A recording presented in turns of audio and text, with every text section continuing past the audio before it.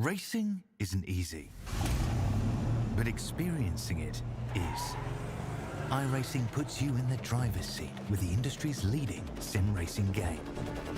Drive on laser scan replicas of the greatest racing circuits from around the world. Go head-to-head against other drivers chosen by skill-based matchmaking to ensure competitive racing at every level. Compete across all your favorite series. In officially licensed cars, engineered to deliver the most accurate driving experience possible.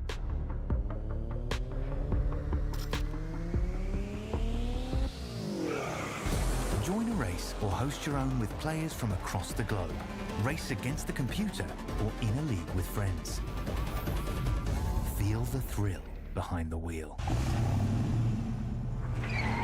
Visit iRacing.com.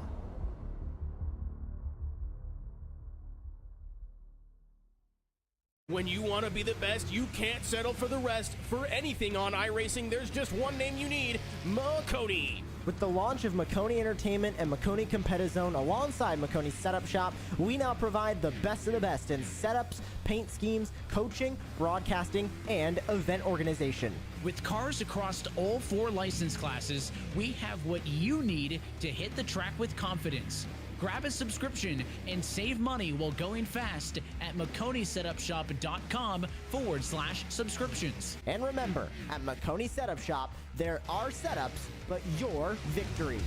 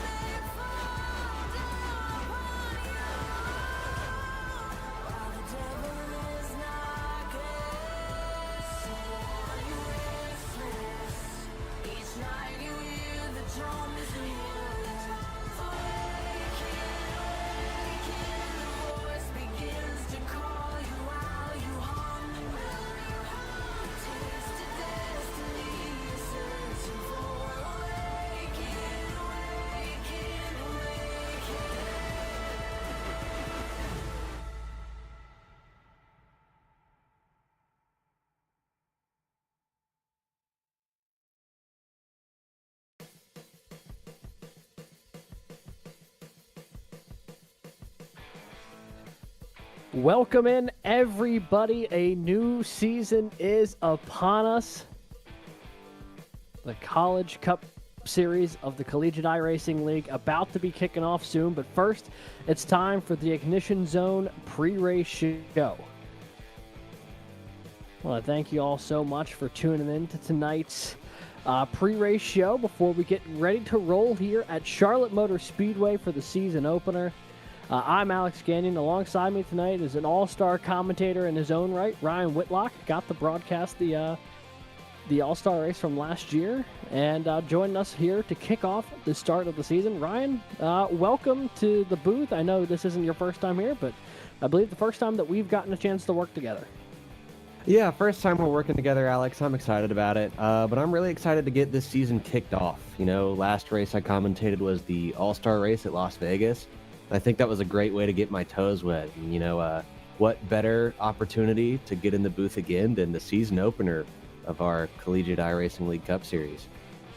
Yeah, and this promises to be a thrilling season opener indeed. Charlotte, the quintessential stock car racing track, in my opinion. There's so much to love about it. We get to kick our season off here with it in just a little bit, which will be fun. But before we get too deep into the rabbit hole here about what this track is like, let's take a look at the schedule. And, you know, first couple races, this will be a real opportunity under this new points format where every race is going to matter that much more, Ryan, that if you can really nail the intermediates, you are going to find yourself with an early advantage this season. Yeah, for a host of reasons, really, we decided to kind of get rid of the playoff format. But I think a really strong start to the season with a known staple at Charlotte, free track, everybody's going to own it. Then to something more unique that we haven't been to before in the Cup Series at New Hampshire. then Chicagoland and Homestead back-to-back 1.5 milers, and then the season just gets a little more interesting and mixed up from there. But yeah, like you said, starting it off, 3 of the first 4 races are intermediate tracks, which would be a good opportunity to build a points advantage early in the season.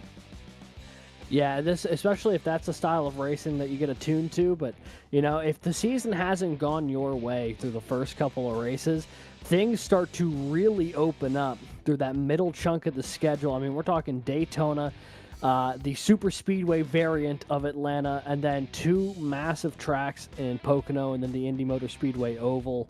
A lot of opportunities to really go throttle down and potentially steal a win before we get back into the tail end of the slate there in March, including the Chicago street race, which I'd imagine, Ryan, you've got circled on your calendar with your background. That's got to be one that jumps out at you. Yeah, I most definitely intend in participating myself at Chicago. But like you said, Pocono and Indianapolis back-to-back are such unique tracks, different to any other track on the NASCAR schedule or on the iRacing service. And then taking us to Iowa, really the only regular, you could say, NASCAR tracks towards the back half of our schedule are Las Vegas and Kentucky. And then, I mean, we finish last 3 are Chicago Street Circuit, which is totally unlike anything else.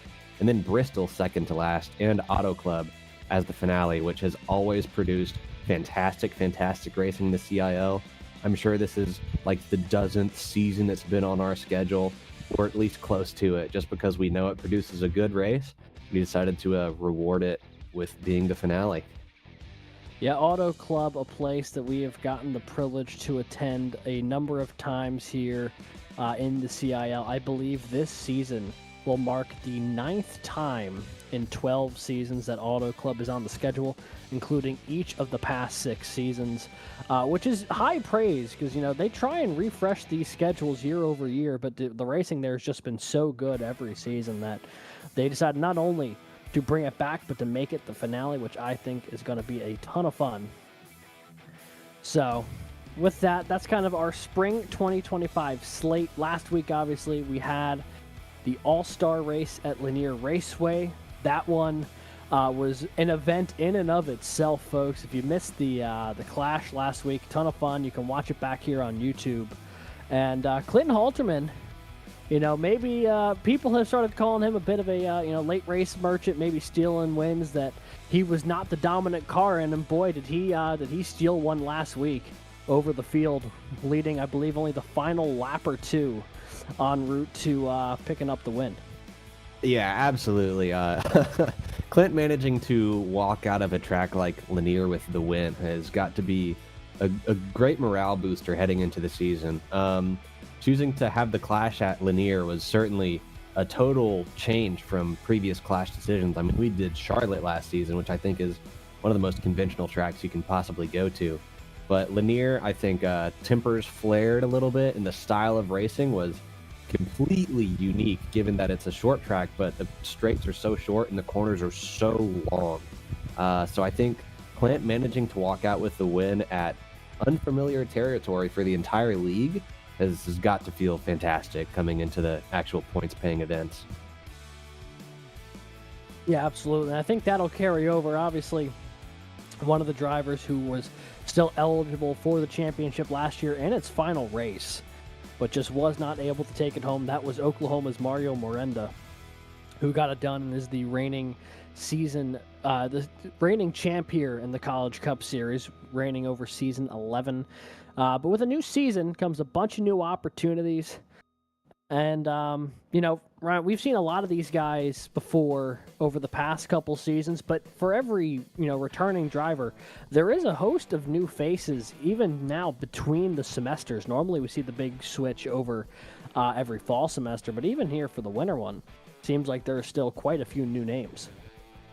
Yeah, we've definitely gotten quite a few registrations for this spring season 12 of the Collegiate iRacing League. You're right that typically fall sees the most new faces and new registrations, but for about up until the week before this race, it looked a little thin, and as an admin team we got a little worried. But then within the past week, it just exploded, and this today alone, We had to manage so many new people and getting their numbers assigned and everything. So I think that's a fantastic omen for the season.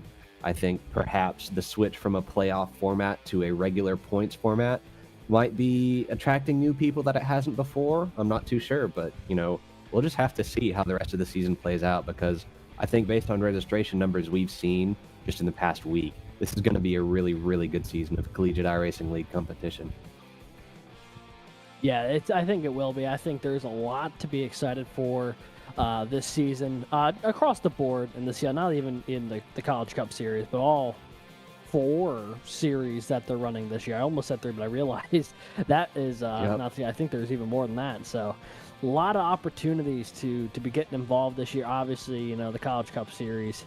Dare I say, in my heart, the flagship one being, the staple on Monday nights here. That pulls in a bunch of people. But I mean, Formula College, obviously your folks with CSC, the Collegiate Sports Car Challenge. I think that one's going to be a fun one this year too. Now that the initial sort of bugs have been worked out, I think there's going to be a ton of fun happening in CSC. But that is a conversation for when we get to the end of tonight's race. But let's bring in tonight's guest, who we're going to have an opportunity to interview. He won the season finale last year, was not in the championship 4, so was not eligible to win the championship, but got his first ever win at the tail end of last season and is going to look to build on that tonight. Driver of the number 7 for Wingate University, Brandon Shulenberger. Brandon, welcome to the booth. What's going on, guys? Not much. Brandon, new season's upon us. You technically are the most recent points-paying winner here in the CIL. Talk to us a little bit about how you're feeling going into season 12. Yeah, obviously a whole new points layout this season. I feel like this is a good first track for me to get started on the right way. I feel like in the seasons past, I've always been right on the cups of not making the playoffs, so now not having a playoffs will make my life a little maybe more relaxing.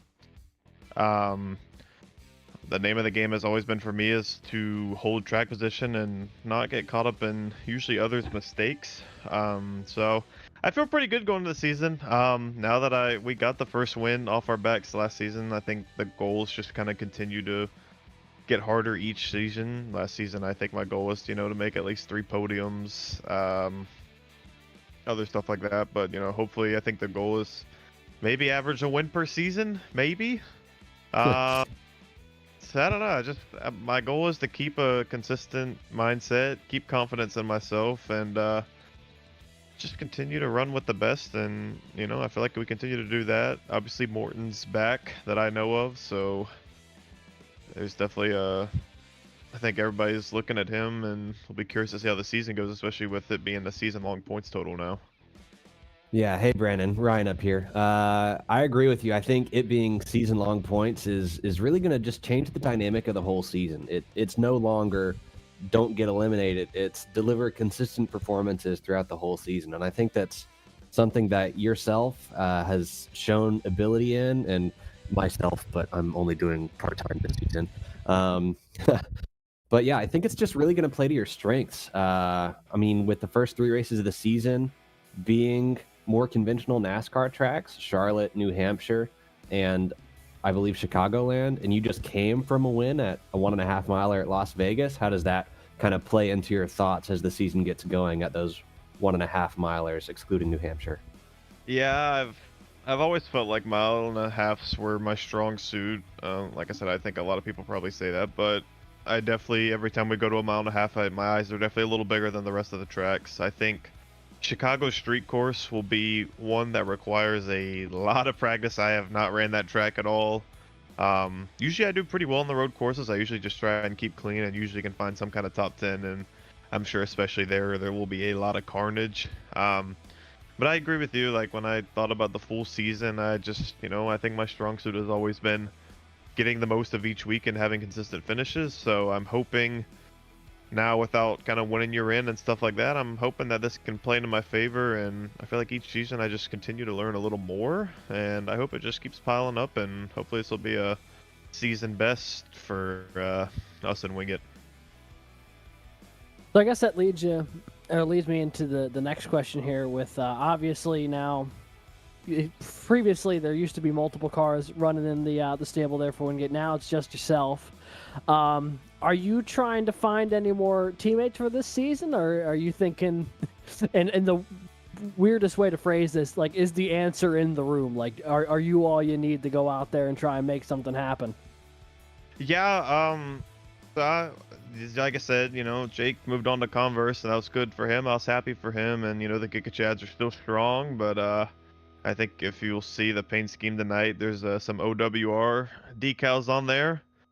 So I made that move over the off season, and it's been a lot of fun really connecting with those guys more. I already knew a lot of them, but kind of really getting to know them a little more, and hopefully being able to get some insight from them and even help them. And I think that'll just help. More practice time, more guys that I can trust on the track as always. So I'm excited about that. I think it's going to go really well, but I always do my best to race clean before trying kind of balls on the wall speed, because I never want to have a rival or somebody upset with me. I like I want guys to know that I'm usually a safe guy you can race around, and usually I can try to be trustworthy. Sometimes we all make mistakes and stuff, but now I'm excited with the OWR guys, and even still holding close relationship with the Giga Chad. So yeah, I'm hoping those relationships can obviously help as we go into season 12. Alrighty, well, Brandon, thank you so much for taking some time up here to chat with us in the Ignition Zone pre-race show. Anyone you'd like to shout out here before we let you dial in for qualifying? Yeah, shout out my dad, girlfriend, everybody in Sale that makes this league happen. Obviously, y'all for putting on these wonderful broadcasts each week that I love to just go back and rewatch. Yeah, pretty much that's it. Appreciate y'all as always. All right, well, we appreciate you taking some time up here to chat with us. Best of luck tonight, Brandon. We're excited to see what you do out on track. Thank you, sir. Appreciate it. All righty, and that was driver of the number 7 tonight for Wingate University, Brandon Shulenberger. Won last year at Las Vegas, looking to find CIL win number 2 here tonight. He's got some decent pace in practice. We'll have to see when qualifying gets underway in just a little bit. But with that, we are going to take a quick commercial break, folks. Don't go anywhere. When we come back, it will be the drop of the green flag here in the Shockeye Racing Performance 200 from Charlotte, the season opener of Season 12. You won't want to miss it.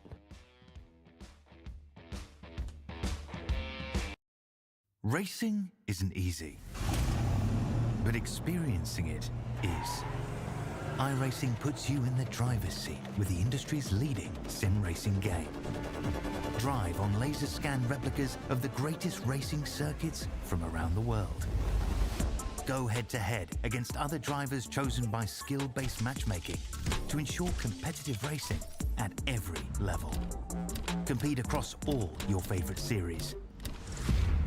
In officially licensed cars, engineered to deliver the most accurate driving experience possible.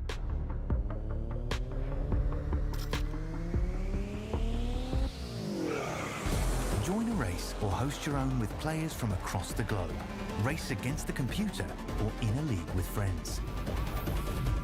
Feel the thrill behind the wheel. Visit iRacing.com.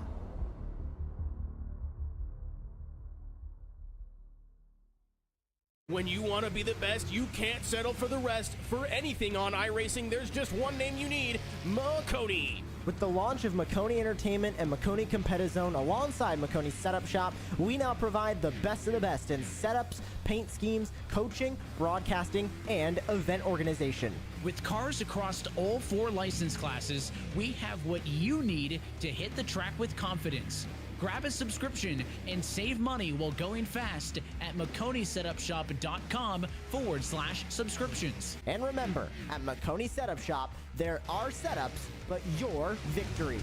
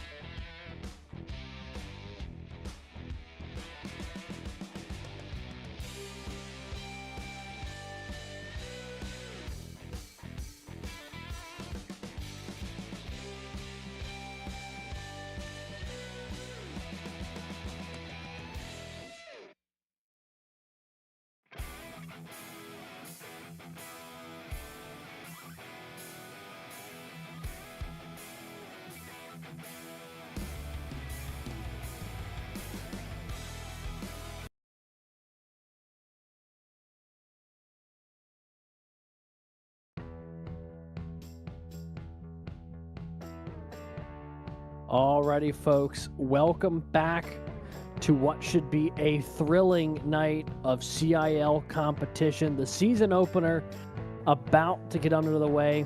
It's a brand new season. Season 12's first points-paying race about to fire off here in just a couple of minutes.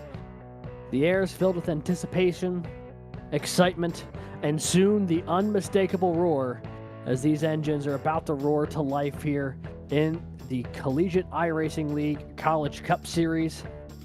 This being the first points-paying race of Season 12 here at Charlotte Motor Speedway, the Shockeye Racing Performance 200. Getting ready to go in just a moment. If you missed the pre-race show, I'm Alex Gagnon. I'll be your host tonight. Alongside me, All-Star CIL driver Ryan Whitlock joining us in the booth here tonight. Ryan, it is a brand new season, and with that, opportunities for every driver in the field tonight to try and start the season on a high note. Yeah, I think especially given the fact that we're at a track like Charlotte, which everybody owns, comes free with your iRacing, is going to be a great opportunity for guys to show off what they've got. Really put their skills on display for everyone else to see, especially in this season as we've got a new points format, getting rid of the playoff format and going just to regular season points. I think we're just going to see kind of how people's seasons start off. The best way to start a championship charge is by getting it started early and coming out of the box firing. So, it's going to play out here in front of our very eyes here at Charlotte.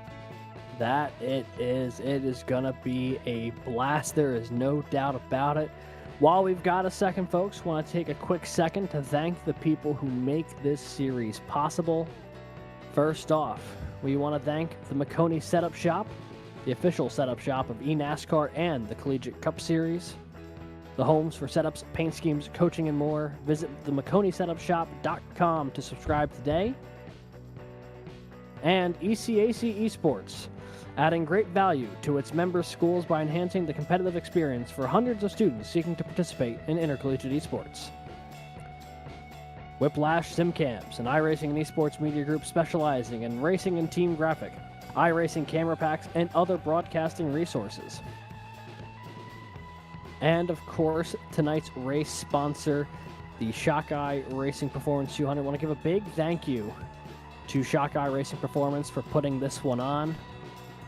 They're a virtual driver development program designed to make any driver as good as the pros through their custom development system that utilizes special education methods, personalized approaches, community adaptation, innovation, and sportsmanship. Founded by former CIL driver Clint Halterman, DM him today if you're interested in joining the Shockeye Racing Performance driver development program. Big thank you to Clint Halterman and the Shockeye Racing Performance School for sponsoring tonight's event.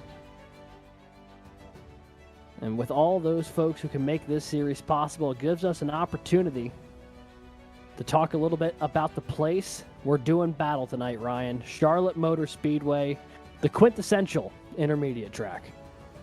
Yeah, like we've already said a few times tonight, it's a pretty traditional 1.5 miler track located in Concord, North Carolina, just outside of Charlotte, where the vast majority of NASCAR Cup Series teams are located.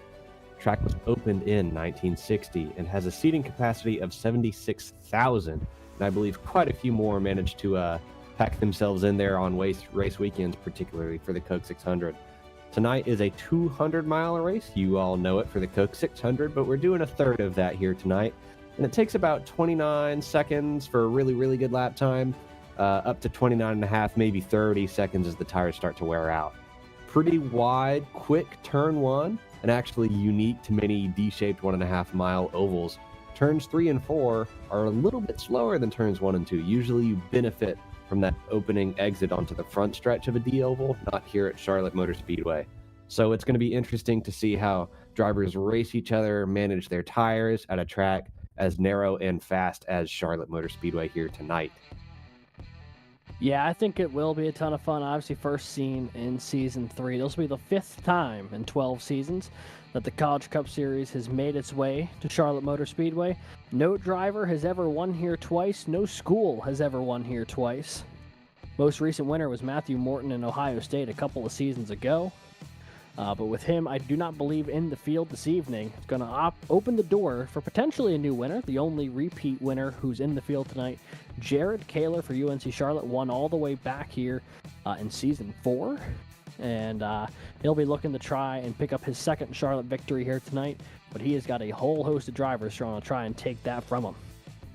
Yeah, last time we were here, non-points paying race was the Clash for last season, but last season's Clash was pretty interesting and crazy, so I don't think the results from that race will really transfer over in any meaningful way to this one. But like you said, Jared Kaler, who's been around for quite some time in this league. I do believe Matthew Morton has made his collegiate iRacing League comeback. Definitely some names to watch out for. All right, so let's take a look here at what a qualifying video looks like at Charlotte Motor Speedway. What does it look like when the car is on track doing a lap? We'll jump on board here with one of our drivers who just... Oh, session just advanced, actually.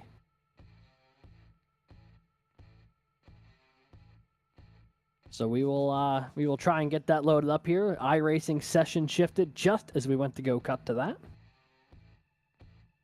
Drivers currently negotiating their warm-up laps, those choosing to do so. We've got that 5-minute warm-up between qualifying and the race as we try to get that qualifying lap pulled up. Roger Primo is headed out on track, looking to get a little bit of extra running before we get going here. I imagine the majority of drivers are going to choose not to run this warm-up session, usually a good break. Here's our qualifying lap on with Brandon Shulenberger, our pre-race interview, as he heads into turn 1. Really wide entry, as wide as he can possibly take it. Then cuts it down. Narrowly misses that white and blue line. Tracks out on exit. Another wide entry into turns 3 and 4. There we go. Perfect time clipping that blue and white line. That's what you want. That's where the grip is around this Charlotte Motor Speedway track. I believe this is coming to his actual flying timed lap. Another wide entry into turn 1. There we go. Perfect clip of that blue and white in turns 1 and 2. This is his second lap. His third was his quickest. And takes the high line on lap 2. Getting a run for that lap 3. I imagine if he's doing this, a lot of other drivers are doing the same. Lap 3 is the quickest lap.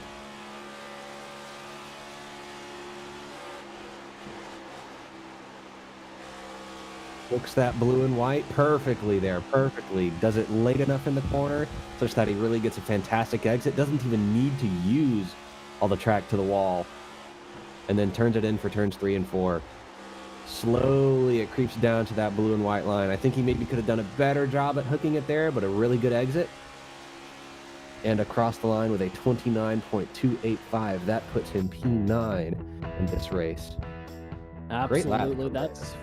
Great lap for him, and it'll be good starting position for when it kicks off. Let's take a look at tonight's starting grid for the Shockeye Racing Performance 200. Got a great field tonight. Appears to be we have 37-ish cars in the field, so it'll be a nice and full field as we go to green. Cars rolling on the screen now. Your front row, pole sitter Daniel Nanny, Ball State University, a 29.149, flying around this track. Puts the Cardinals up in the top spot.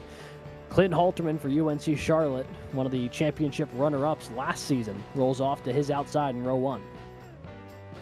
Row 2, it'll be St. Clair College's Zach DeWale and Jared Kaler from UNC Charlotte. Row 3, returning Athena LeClaire for St. Clair College alongside Ball State's Muhammad Alif. In row 4, it'll be Austin DeLong from the Penn College of Technology, Lucas Moody from Ball State to his outside. And in row 5, it'll be the pre-race interviews, Brandon Shulenberger alongside Drexel's Jason Wallet.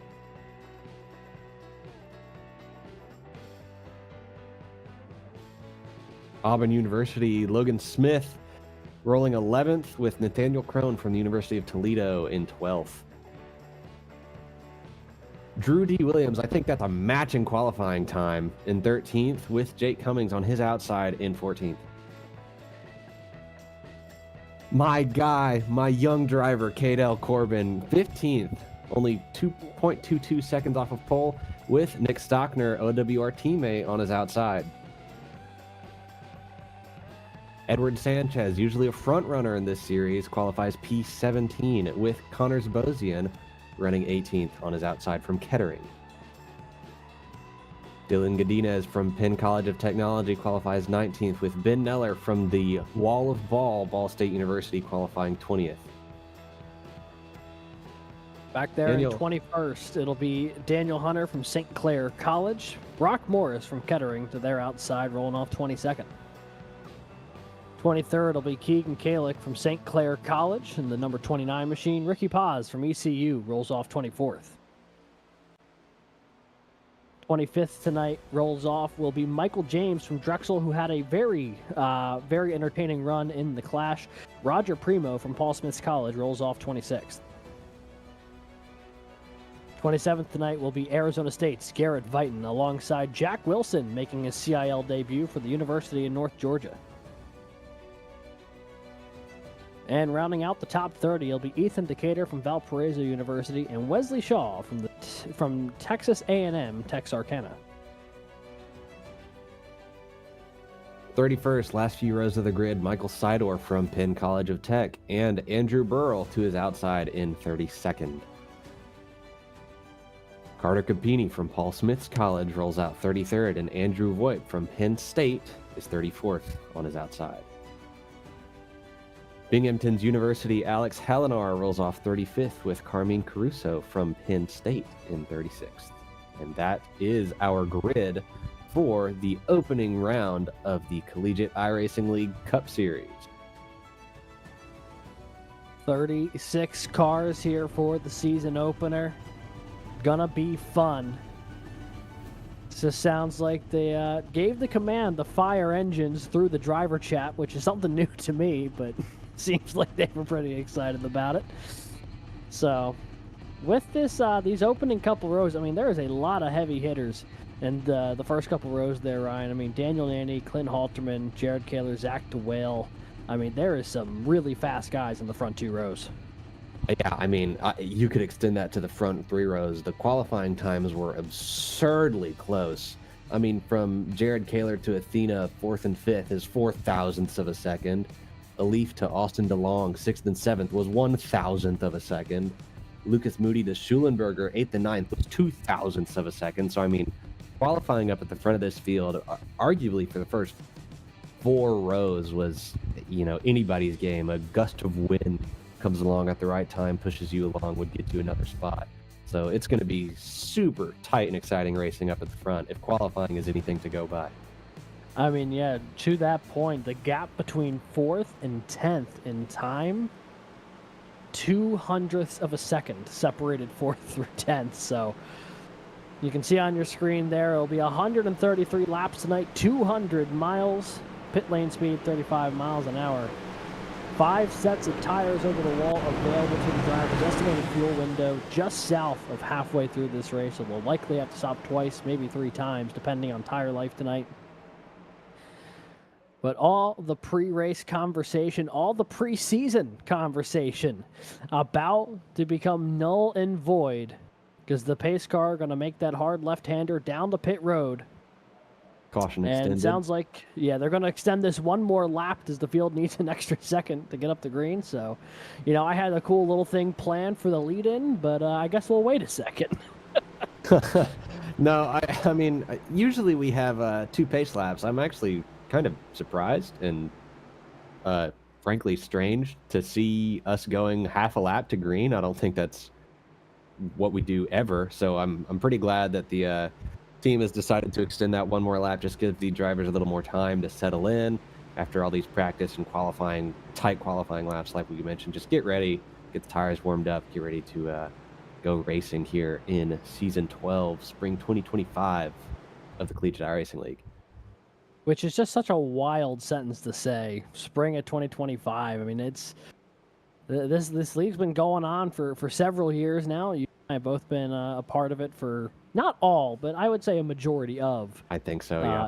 Its lifespan to this point, and it's every year it continues to surprise with all the new faces that get to come through and represent their universities on the car as they go to do battle with each other. We've seen, empires rise and fall as far as, the collegiate titans that we've seen over the years, and now an opportunity to once again try and write a new name into the history books. Will it be one that we've seen in Victory Lane before? Will it be one who looks for Victory Lane for the first time here tonight? Those questions to be answered right now. Pace car going to peel off, green flag hanging in the air. They're going to jump on that gas pedal, and here we go. Season 12 underway for the College Cup Series.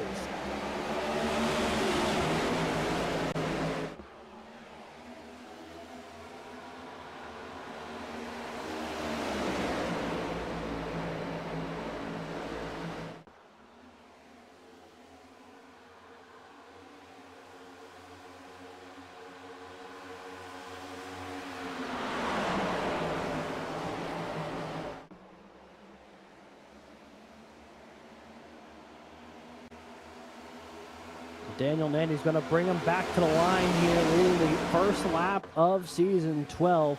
Ball State jumping out to a solid advantage. Looks like Zach DeWale is going to wrestle second place away from Clint Halterman. Halterman, though, the pressure not done yet, as Athena Leclerc is going to take a look to the inside, try and follow their St. Clair teammate through the inside lane. Yeah, I think Daniel Nanny is just showing that qualifying pace that he had, his gap to P2 being, relatively speaking, one of the larger gaps we saw in qualifying, as Athena Leclerc from St. Clair College. I think she actually blinked a little bit there right as they got going, which was unfortunate timing. But, yeah, I think she's blinking again, but manages to get in underneath Clint Halterman. Whoa! Zach DeWale, Orange Wheeler Racing teammates, so being nice to each other, but I don't think Athena's a part of that nicety. Yeah, that was a very... The moment that they said clear, shot up the gap, tried to take the spot away. Had it for a moment, but now Halterman going to dive back to the inside, see what he can do here on the inside lane going in the 1 and 2. Nowhere to go in front of him. He's got a windshield full of Zach DeWale as Leclerc goes to the high side against the St. Clair teammate. And now Daniel Nanny under pressure from a couple of St. Clair Saints. Yeah, I think already as soon as lap 4, we're witnessing the as Athena blinks again. That is extremely unfortunate for the people she's trying to fight with. I think we're already witnessing the difference between people who are trying to be a little nicer to their stuff, and a caution comes out. Looks like there's a wreck farther back on the front stretch, as all the drivers have to whoa up to let the pace car by, coming out of turn 1, hauling out of turn 1. That is the 45 car of Dwayne Young, who we believe was first involved in that incident. And Ethan Decatur, the 111 from Valparaiso University, looks to come out of that one worse. There. Looks like Valpo for sure involved in that one. We'll see if we'll see what happened here to the 111 machine, but there is for sure damage done to that Valpo Esports car. Yeah, I think he might even have, can't quite tell from here, but he might even have some suspension issues of some sort. I think here we've got a replay. Running just behind Roger Primo and Jack Wilson. Everything seemed fine there through the quad oval.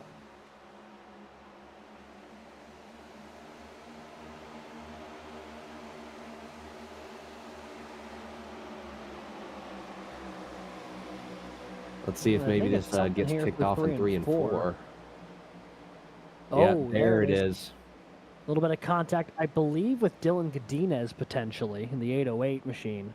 That was Michael Sidor, 806, the sister car from the same school. I think Ethan Decatur just tried to make a move happen around the outside and might have had to check up a little bit. And Sidor got into his side, spun him around there. Yeah, so the 806 machine gets down just below. Yeah, it looks like there was a checkup from Primo and Wilson in front of Decatur, who moved up the track a little bit to try and avoid, but didn't get a full lane up. And obviously, Sidor not seeing that checkup happen until it was right in front of him, really nowhere to go, and ultimately pushes the 111 up into that outside wall, bringing out the first caution of the night. And got to imagine pit lane, a pretty quiet place here in the opening couple laps. Not a whole lot of wear and tear done to these tires just yet. Yeah, I think pit lane's only going to be worth visiting for people who are involved in that, but race control ruled that a racing incident. I believe that's just the kind of miscommunication and misinterpretation that can happen at a track like Charlotte, where both the bottom and top are so viable, especially this soon in the race when the tires and how hard you push and make up spots when you can matters so much. So I wouldn't really put that on anybody. I think race control made the right decision there. Just like I said, misinterpretation and miscommunication, as almost the entire field, like Alex mentioned, chooses to stay out and just right behind the pace car.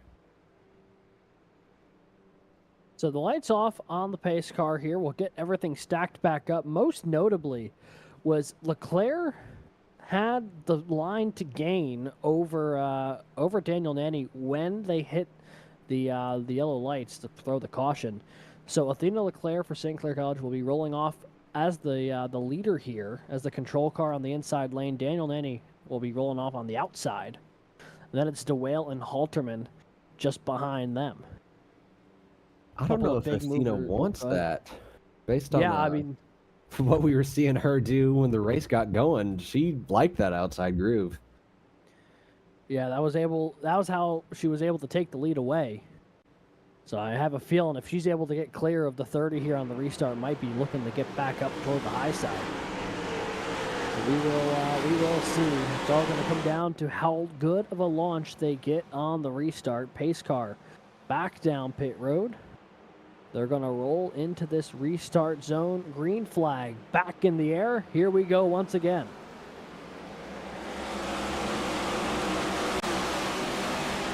Very good jump.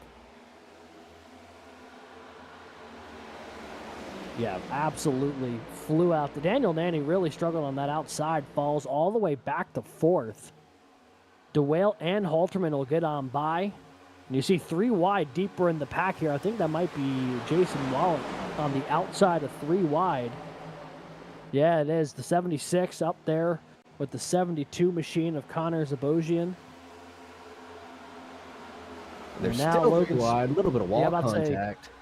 Logan Smith almost got caught into the middle there with Ricky Paz, but Paz clipped the tri-oval wall or quad-oval wall and has fallen back behind the two of them. Zach DeWale looks underneath Athena Leclerc, St. Clair teammates, but not necessarily teammates in practice. DeWale to the bottom side, but Athena hangs it around the outside. That's the line we know she likes, but I think DeWale is willing to make the bottom work as Daniel Nanny starts to put a little bit of pressure on Clint Halterman back there for third. If there's anything we know about the 30 of Daniel Nanny is that he has phenomenal long-run pace and may just be sitting there trying to make sure he's got some tire on that thing for a longer run. As you see DeWale step back into line here behind Leclerc, not able to make the move on the inside that time around. Top 5 single filed out before it gets to expand a little bit. And I forget a little bit, Jake Cummings there clips the wall as everything was 3 wide. Here goes DeLong and Shulenberger to his inside. They're trying to negotiate that through the tri-oval. More contact. And a little checkup behind. I think Ricky Paz had to check up as a result of Jake smacking the wall as Andrew Williams looks on the outside of another driver, looking to shove his way clear of that car, and he does do so, and then looks underneath the next car. Drew Williams started this race that wall. I believe in the 13th position, and he is all the way up now to the top 5. I mean, our reigning alumni champion, you can see that 100 on his car. Qualifying 13th was probably not what he expected of himself as he looks underneath our Muhammad Alif. Just barely avoids contact as he chooses to run that sort of middle groove with Alif running a little bit higher. As DeWale up front looks to try and take the lead on the outside here around Athena Leclerc. You see that green 519 machine door-to-door with Leclerc at the line. Looks like DeWale's actually going to take it. Just temporarily, he's not at all clear, but he was the one credited for leading that last lap. On to lap 13 of 133. Yeah, as Drew Williams, Brandon Shulenberger, and Jake Cummings are, I think, still 3 wide back there. And we're witnessing up front, DeWale, you know, that high line I think is where you want to be if you want to make a pass. Still 3 wide. I think they've been here for an entire lap as drivers behind have to whoa up a little bit. Drew clears Jake Cummings, so just Brandon on his outside. And if I was the 95, I almost wonder if that was just a matter of survival. I mean, trying to go to the bottom of 3 wide through the quad oval is a really dangerous place to be. The last time Cummings was 3 wide through the quad oval, ended up in that outside wall, and I think he may have just chose a little bit of self-preservation. But look at how tight it is through that back half of the top 10 right now. There is absolutely no room to operate as they're 2x2 for about 4 or 5 rows. I think that 100 car of Drew Williams is just trying to stay as high up as he can without going to the bottom, because you maintain your momentum up there, as we witnessed it firsthand as Brandon Shulenberger gets a bit of a run on the 58 car of Jared Kaler, gives him what looked to me like quite a shove. But that could be what's causing some of that really tight racing, is just Drew doesn't want to be on the very bottom, and I don't think I blame him. Looking off the rear bumper of the Wingate machine, currently running into 7th position. He's on the outside of Lucas Moody from Ball State, and you see a couple of cars behind him here. Everyone fighting for position hard in the early laps right now. There is a lot to be gained through this mid-pack with a lot of really talented drivers all going to war. I mean, you can see from about 6th on back to 15th, it is just a mess through there as they're trying to get it all sorted out. Looks like Paz may have clipped the wall once again there for ECU. Yeah, and I think we're just witnessing sort of the what happens when we switch to a regular season points format. Every position matters even more. It's not like you can save your season late before the playoffs start with a win in your in situation. You need to perform every single week and get as many points as you can, which means making up as many positions as you can every lap you can. So I mean, we've been 2 wide for most of the pack for basically since the restart. Yeah, but very notably, there has not been any real overly aggressive moves in the early going. I think everyone realizing that, you know, with it still being before the 20th lap of this race, there's a lot more to lose right now than there is to gain. Obviously, you want to keep yourself in position, but you don't want to do it at the expense of ending up in the fence. As you see, it looks like the 100 slid off the bottom a little bit there. That was Drew Williams for Clemson, losing a bit of track time. He was up to 5th a couple laps ago, and through this battle, he's trying to slip right back to where he's qualified. So we know the 100 has pace to go forward, but it turns out so does the rest of the field, as they've dropped him right back to where he started. Yeah, I think we're just witnessing a lot of pace equalization, so to speak. Like, everybody can race each other if they just push harder. I don't think anybody is going to be quite pushing at 100% right now. I think most of the field's at maybe 90. So all you got to do to pass people is push to 100, but you face the consequences later with your tires. So I think people are just racing who they want to if they feel like it. Caution's out. I think 73 of Wesley Shaw. Oh, big time T-bone there going in the 1. More cars ending up in the fence. Paul Smith's College tags the wall there. I believe that's Carter Capini.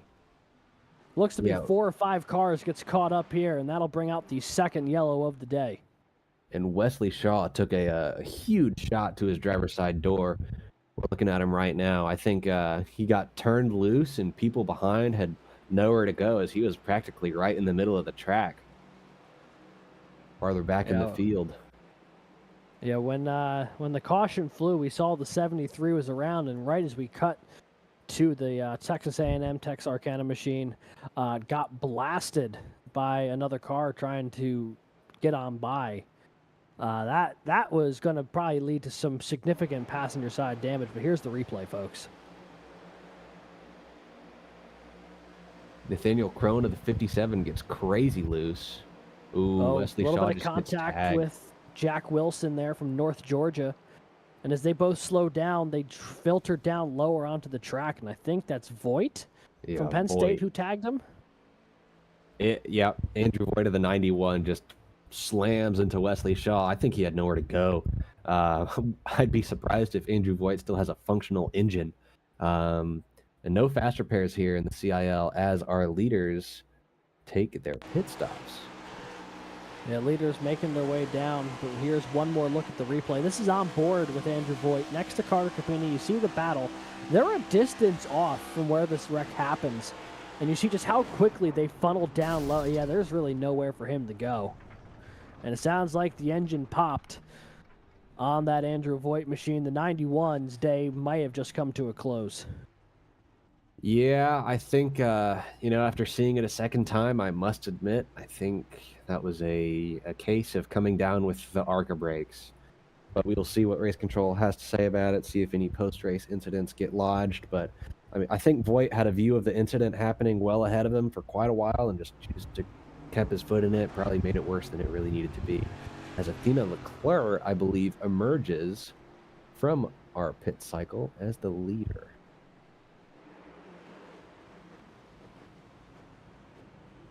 No, I think Brandon Schulenberger actually stayed out. Yeah, we're seeing that split between drivers who are choosing to take tires and drivers who are choosing to stay out. I believe the leader on fresh tires is Muhammad Alif in P6.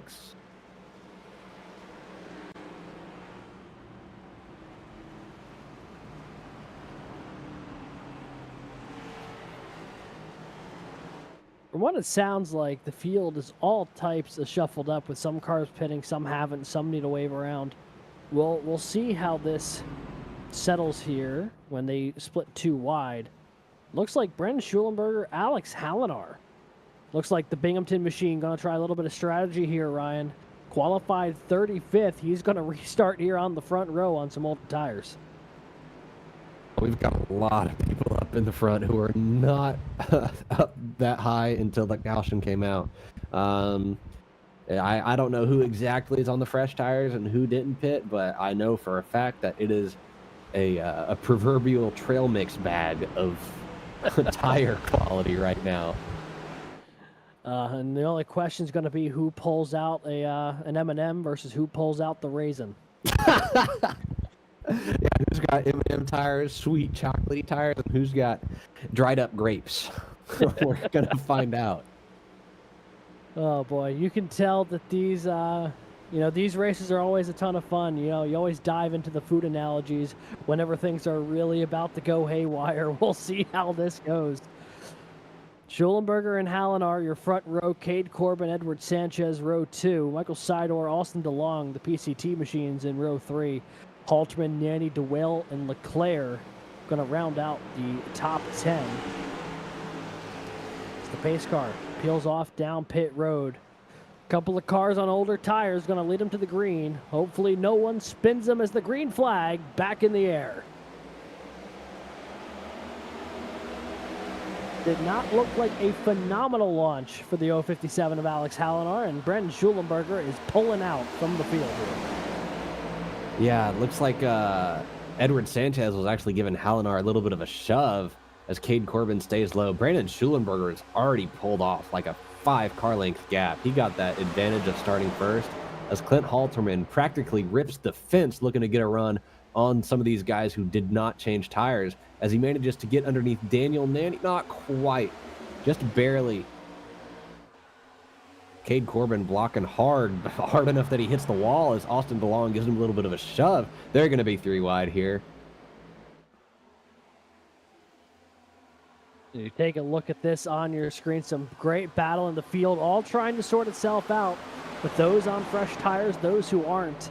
Cade Corbin, who restarted third, all the way outside the top 10 already, as cars continue to rush on by. The top 3 who stayed out on tires, though, continuing to lead in those top few spots. Schulenberger and Hallinar trying to clear. As you see Logan Smith now looking to the inside of Corbin. Cade Corbin's having a really tough time on those older tires right now, and he is just getting eaten alive by the field. Yeah, as a fellow UAH driver, I've worked with Cade quite a bit, and I can confirm that his tire saving still has a little bit to be desired. So not only did he stay out on old tires, he probably didn't take fantastic care of those old tires. Sorry, Cade, love you, buddy, but you know it's true. As Edward Sanchez, Alex Hallinar, and Daniel Nanny is looking to get past all of those old tire drivers. He's only got one more to clear before he is fighting for the lead. Yeah, and Clint Halterman doing a good job staying right behind him, trying to follow him through. So is DeWale and Leclerc, who almost had a moment there off of 4. 519 got a little loose, nearly caused the 161 to fully get out of the gas. Athena Leclerc going to lose a ton of track position. As you see now, Nanny trying to run the outside. He will take away the lead from Brandon Shulenberger. Ball State back to the point. However, can't get too settled in just yet because Clint Halterman also made that pass before the 2 cars on older tires. And now both of them going to be looking to battle for the lead here as they make their way on the lap 29. Yeah, I knew Clint Halterman was going to clear Shulenberger pretty quickly there. As Sanchez, I think Shulenberger and Sanchez are just 2 older tire drivers, kind of holding everybody up behind them. As Athena Leclerc, Jake Cummings, oh my goodness. Oh, 4 wide. 4 wide. DeWale gets out of it, I think wisely so. Remember, it's full season points. Athena Leclerc rips it around the outside of Jake Cummings, and she's going to try to get around the outside of Edward Sanchez. Edward throws, I think, a pretty high-quality block there. Very smartly done. As he's still on the outside of Jake Cummings. Nearly 3 wide there. Shulenberger is falling back like a rock. Yeah, those older tires, I mean, 22-lap older tires at any track, going to be a difference maker. At a track like Charlotte, where you really start to put some heat into them, this is really starting to turn into a tough gambit for Shulenberger and Sanchez. Those are the only 2 cars still in the top 10 who did not come down pit road initially. Everyone else has plummeted to a spot no longer visible easily on the grid here outside the top 20. But Nanny at the point, leading by about 1/8 of a second over Clint Halterman. And now we've got some more fresh-tired contenders joining the mix as well. Jake Cummings, Athena Leclerc, Lucas Moody. And you see Lucas Moody there battling with Edward Sanchez for that 5th spot. Zach DeWale going to try and work his way up there too. Oh, Halterman going for the lead on the high side, trying to look around the 30 of Daniel Nanny for the point position here. And he's got the nose ahead, but is he going to be able to keep it that way? I think, yeah, Nanny's at his door. I think Clint might have Nanny cleared coming out of this corner, but Nanny, I imagine, is going to give him some side draft. No, just tucks him behind, chooses to run single file. I think at a track like Charlotte Motor Speedway that's so fast, it's not a super speedway by any stretch of the imagination, but it is still unbelievably quick, and the banking is steep, and you're putting a lot of load through these tires. So everybody who chose to stay out might be kicking themselves for that decision, as these top 4, I think top 6 at a minimum are all on brand new tires. Yeah, and you know, also with the speed that you get at Charlotte Motor Speedway, it's deceptively narrow. It's got the lane markers for 3 different lanes that you can run here, but when you're carrying this kind of speed, especially through the quad oval, it really narrows down to a 2-lane at most kind of racetrack through the front stretch. As we jump on board with Athena Leclerc, currently running in the 4th position, really going to lunge it in deep on the outside, going to try and take that spot away from Jake Cummings. Might get there, and now going to give a shot to the back bumper of Daniel Nanny. Tell you what, Athena Leclerc has returned to the College Cup Series, and she is meaning business here in the early going, Ryan. She is taking no prisoners at the front. Yeah, ooh, she got pretty loose there, I think. Maybe... Oh, big wreck on the front stretch. Logan Smith, Jared Kaler. Caution's out. Oh, Jared's car looks beat up bad. Ooh, Logan Smith that was gets Nathaniel shot. Crone who got a piece of Logan Smith late. That was, we were watching that battle for second, but I was keeping an eye just behind him, and Jared Kaler got shoved into the fence, and then Logan Smith got turned right after that. Andrew Williams, the 100 car, reigning alumni champion, has a meatball flag. Looks like his left front is pointed the wrong way, and his front bumper's all kinds of messed up. That don't look good.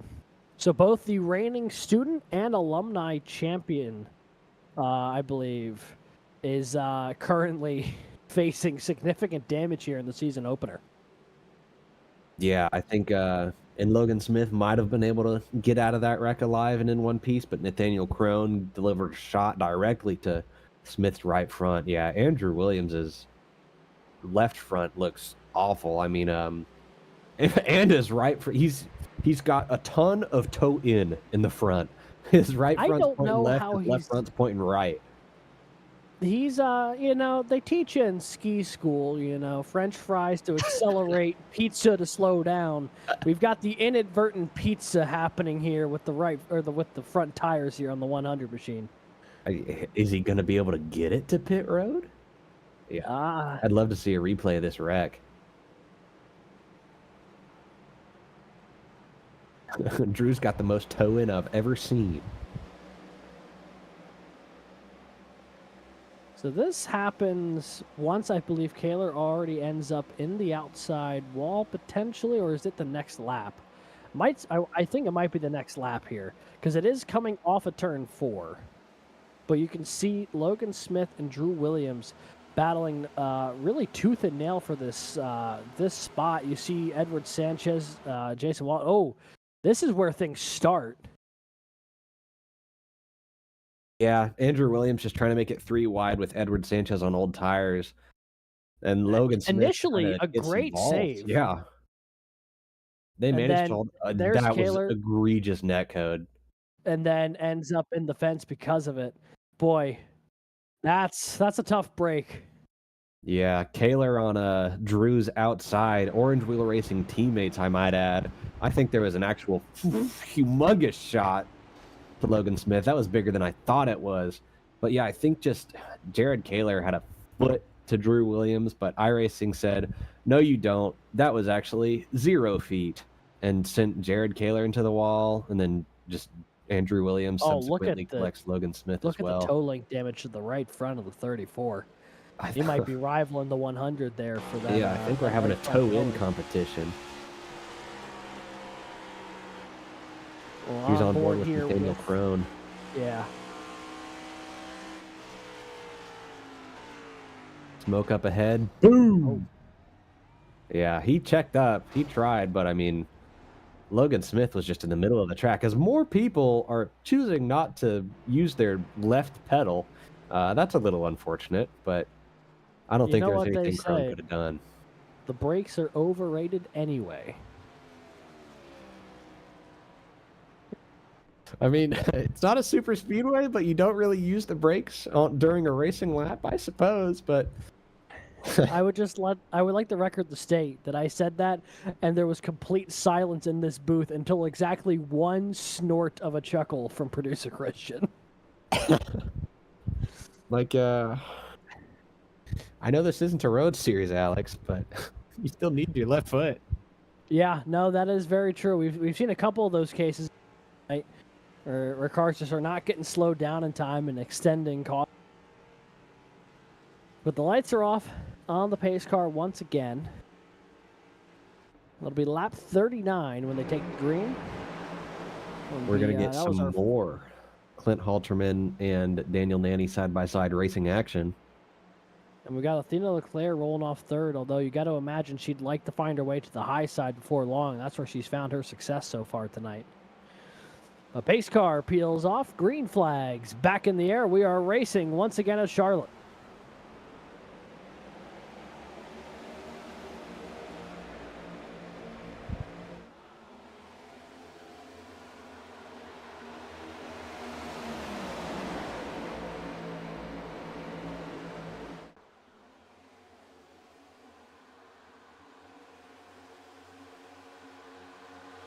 So Halterman takes the lead off the jump here from Daniel Nanny. DeWale and Moody are going to be going at it there a little deeper in the field. That's for fourth, I believe, as Leclerc jumps in front of both of them. You'll see a little side-by-side action. Garrett fighting Ricky Paz, Adar Muhammad Ali, that mix, well, 8th, 9th, and 10th. All up in the air right now as well. Yeah, as our top three get off to a pretty decent lead, and Zach DeWale is just trying to stop being side-by-side. I think Lucas Moody, they're about to go 3 wide almost. Zach DeWale, Lucas Moody, Jake Cummings, just barely not quite 3 wide. Settled back into 2 wide, settled relatively speaking. As Lucas Moody looks around the outside of Athena Leclerc. Yeah, he's going to try and take that 3rd spot away. To a point you mentioned a second ago there, Ryan, when it comes to 3 wides tonight, it feels like the 519 is Zach DeWale has been constantly finding himself in them on track, and more than anybody else has been the one bailing out of them in the name of self-preservation, trying to not get caught up in anything. It's worked out to this point, but he continues to find himself in 2 and 3 wide situations as you see him working to the inside of Lucas Moody right there for that 4th position. And they are 2 by 2 for several more rows back behind them. Yeah, I think DeWale is just continuing to make its lap 42 of 133 in race 1 of a 13-race season decisions. Yeah. I mean, he's got pace. We know he does. I believe he's won quite a few alumni titles as Lucas Moody gets super close there on exit, running side by side with Athena Leclerc as they are 2 by 2 by 2 for 5 rows headed into turn 1. Looks like they're about to do a restart at 175 miles an hour as Nanny takes that spot away from Halterman. Halterman gives him a shot, and here comes Lucas Moody. He is taking full control of 3rd place now, so Ball State locking out the 1st and last spots of the podium as they run. Halterman holding on to 2nd as Cummings rolls the outside here around Leclerc, trying to take that 4th spot away. Yeah, I'm almost wondering if Leclerc gets into Cummings there as DeWale, they're going 3 wide. DeWale around the outside of Jake Cummings. Jake gets loose. Athena has to check up. Ricky and Alif go around outside of her, both sides. How did they not wreck there? That was phenomenal. The fact that this race is still green is phenomenal. Still 3 wide. But the battle's still not over. Cars hitting the wall. There now they go. Around. Someone's Athena around. Leclerc spinning into the infield from someone else going around at first. I want to say it was a Penn College of Technology car. It looked to be white and blue. I couldn't quite tell who. Maybe Austin DeLong? Athena's got damage. She is crab walking a little bit. Cade Corbin had to take avoiding action there. I think Athena's car looks like it's running slightly skewed like old Gen 4 cars used to. I believe Austin DeLong has a meatball flag, so he might have been involved in the initial part of that contact. But yeah, I suppose just that near wreck became an actual wreck as everybody raced hard and tried to compose themselves afterwards. And I think I hit my first commentator's curse of the year by saying I'm shocked they hadn't wrecked from that. And then a second later they did. There's a look at what happened. On board here, this might be with Austin DeLong.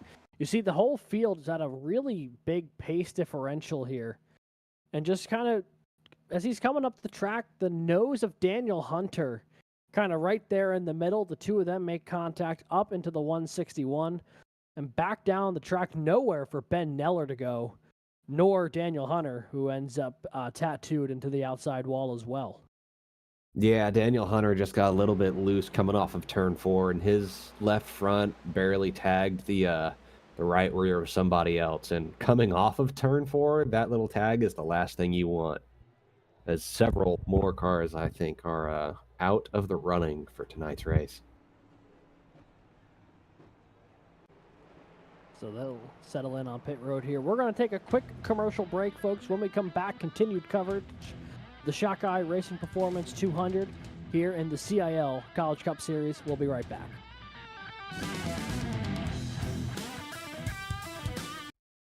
Racing isn't easy, but experiencing it is. iRacing puts you in the driver's seat with the industry's leading sim racing game. Drive on laser scan replicas of the greatest racing circuits from around the world. Go head-to-head against other drivers chosen by skill-based matchmaking to ensure competitive racing at every level. Compete across all your favorite series. In officially licensed cars, engineered to deliver the most accurate driving experience possible.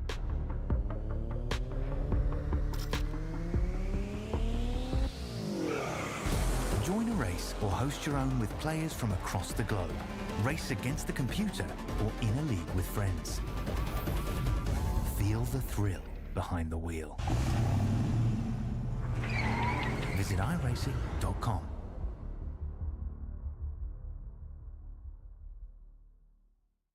When you want to be the best, you can't settle for the rest. For anything on iRacing, there's just one name you need: Makoni. With the launch of Makoni Entertainment and Makoni Competizone alongside Makoni Setup Shop, we now provide the best of the best in setups, paint schemes, coaching, broadcasting, and event organization. With cars across all 4 license classes, we have what you need to hit the track with confidence. Grab a subscription and save money while going fast at MakoniSetupShop.com/subscriptions. And remember, at Makoni Setup Shop, there are setups, but your victories.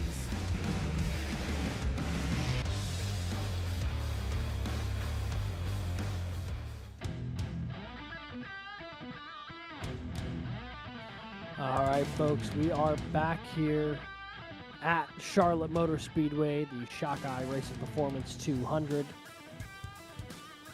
48 laps complete. 4 cautions so far to this point, and Daniel Nanny, Lucas Moody, Clint Halterman, Zach DeWale, your front 2 rows as they run. A couple of really fast cars just got caught up in that most recent incident, with Athena LeClaire being one of them. Lucas Moody's made quite a charge, up from 8th, starting 2nd on this restart. Pretty good charge from him, I think, on that last stint between cautions. Yeah, and one other thing to keep an eye on, Ricky Paz in the 6th position, up from 24th. He has really done a phenomenal job working in front of the field in the opening 50 laps. Green flag back in the air. Not a great launch for the 13. Daniel Nanny going to launch out to the lead. And Clint Halterman going to try and stick the nose into the inside of the 13 and take that 2nd spot away in 1. Yeah, Lucas had to make sure Clint wanted to be there because he gave about as much of a squeeze, I think, as he could have possibly gotten away with. Clint chooses to stick his nose in there. He's got nobody pushing him from behind, but he is still there on the 3rd row with Orange Wheel Racing teammate Zachary DeWale on the high side. Going to just have to wait here as he now finally gets underneath Lucas Moody. Zach DeWale starts to give a bit of a side draft. I think these teammates aren't able to work together quite like they want to right now. Ricky Paz barely gets under Zach DeWale, scares Zach, makes him run the very high line. They're almost 3 wide. They're in the middle of the corner. Ricky Paz is charging hard. Yeah, he's having a phenomenal drive from the front. We've got a couple of Vortex cars and a couple of Orange Wheel Racing cars all duking it out 2nd through 5th right now. Daniel Nanny using this as an opportunity to check out from the field. He's opened up that gap to about 4/10 of a second as they run. Moody hits the wall and nearly took the entire cavalcade of cars on the outside with him. That was almost really dangerous going in 1. As you see, he's now still trying to hold on Halterman for 2nd. DeWale lurking right behind him as well. This whole field on the outside getting stacked up behind the 13 right now. Yeah, it's really interesting to watch the outside lane be the preferred lane for passing. As they go 3 wide, Clint gets a very poor exit. Garrett Vighton goes underneath him. Still 3 wide going into the corner. That is tight. Clint Halterman exited turn 4 in the 3rd or 4th position. He's going to enter the backstretch here in 8th, battling with Armahan Alif. That was a catastrophic front stretch there for the 007. Gave up a ton of track position. DeWale looks like he might clear Moody off of 4 here. He will. And that will separate the Ball State teammates up at the front. As you see, Ricky Paz settles into P4. Up 20 spots so far, the 19 machine. Clint Halterman still fighting tooth and nail to just get single file, but I was saying I think it's really interesting how almost everybody is running the high line right now, because I think the low line is the preferred one for lap time, but you're just going to get passed if you stay there with other cars around you, as now we finally see people start to migrate back down there. But Ricky Paz stays up high, smacks the wall, I think got a rather poor exit, and is now suffering the consequences of Garrett Vighton about to clear him into turn 1 as he hits the wall again. Tell you what, we've been talking a little bit about Ricky being up plus 20. Well, how about Garrett Vighton? He's now into the 4th position from 27th on the grid. What a phenomenal drive for the ASU driver as Vighton now looks to try and clear Paz. He hasn't fully separated himself from the 19 yet. He might be able to do it here off of turn 4, and he will. So the Edward Sanchez smacks the wall hard. Yeah, he does. That has been an up and down day so far for the Baruch College machine of Edward Sanchez. Qualified middle of the field, fell all the way to the rear end with opening couple laps with an issue, and has had this fight an uphill battle to get back into position here ever since. And you know what I think we might be witnessing here is with qualifying as tight as it was, if you make one small mistake and lose a tenth of a second, you're going to be 20 spots farther down than you could have been as 4 people hit the wall at the exact same time coming off of turn 4. But I mean, if you barely mess up your qualifying lap and it's not necessarily representative of your race pace, then, you know, we might be witnessing performances like we are with Ricky Paz way farther up than he started this race. Yeah, him and Garrett Vighton both putting in major work to get to the front, not to be outdone as well. Jake Cummings up 9. He's in 5th from 14th. And Edward Sanchez up to 8th from 17th. So a couple of big movers in this lead group. But it's the pole sitter, Daniel Nanny, still commanding up at the front of the field. Though that gap, you know, it's healthy, but it's starting to come down just a little bit, it appears, as Vighton now takes the 3rd spot away temporarily from Lucas Moody. And we've got 3 wide behind them. Sanchez going to launch it in on the inside 3 wide. And I don't know what's happening to Clint Halterman. I don't know how he managed to end up that far back there. Maybe he didn't change tires or he picked up some damage at some point, but I've made this joke already in a previous broadcast, but Clint Halterman is currently Clint Falterman. He is falling back really quick into this field. You know, it's probably one of those evergreen jokes that doesn't matter if it's first or last time. I love a good bit of name humor. Oh, and I love telling him that I made that joke during the broadcast. I'm sure he really appreciates it.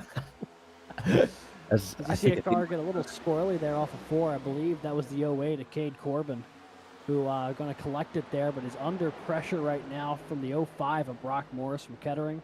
Meanwhile, in this bundle of cars here, I mean, there is a lot of action being settled out just outside the top 10 right now. You see Athena Leclerc almost back to the top 10 after that earlier incident with Jake Cummings, and then getting spun around through the infield.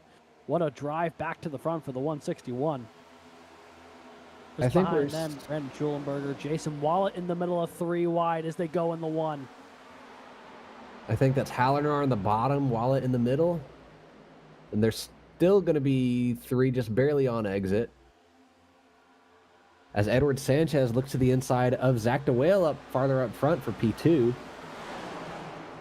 Man, Edward Sanchez has been on a flyer this stint.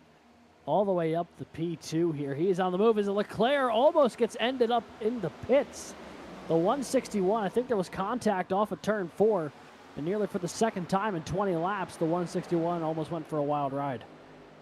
Yeah, I think Athena wanted to try out the new Roval layout there for a second, see what the new chicane reprofiling looked like as they go 3 wide again with Hallinar looking underneath Brandon Schulenberger. Garrett Vighton underneath Lucas Moody as he continues his charge. A lot of Ricky good battling Paz happening through the field right now. Here we are on board with Cup Series director Nick Stockner. Ooh, as Schulenberger tags Hallinar, avoids getting into Paz on his outside. They keep it in one piece. As Nick's got somebody to his inside he's got to worry about. Boy, that was almost a moment right there. But luckily, everything stays pointed the right direction, and we're still on board here with the 124. As Paz gets into the wall a little bit of a slide for the 124. He lost a ton of speed. I don't know if he got loose or got tagged or what, but he is dropping like a rock right now. As we jump up front here, our Muhammad Alif battling with Garrett Vighton for the 5th position. I think we're just starting to see the people who are really making a charge start to do so and leaving this 4th through 7th battle, everybody duking it out, because 1st through 3rd right now has really settled in. I mean, Daniel Nanny is gone up at the front of this tab. It is worth noting, though, Edward Sanchez has trimmed off 0.3 of a second over the past several laps into that gap to Daniel Nanny, so it's something just to keep an eye on as this race develops. Yeah, I don't know this for sure, but I'm pretty sure Edward took tires at the last caution, and Nanny took them the caution before that. So even though Edward had to make his way through the track position, he is currently reaping those benefits as Ricky Paz gets super loose, cuts some of the turf coming off of turn 4. Let's see, Producer Christian, is that something that we're able to put up, the last pit stop here on screen next to each driver? Let's see if we can. Let's see if we can put the last pit stop lap up there. And yeah, to your point, a little bit of discrepancy through the field there, Ryan.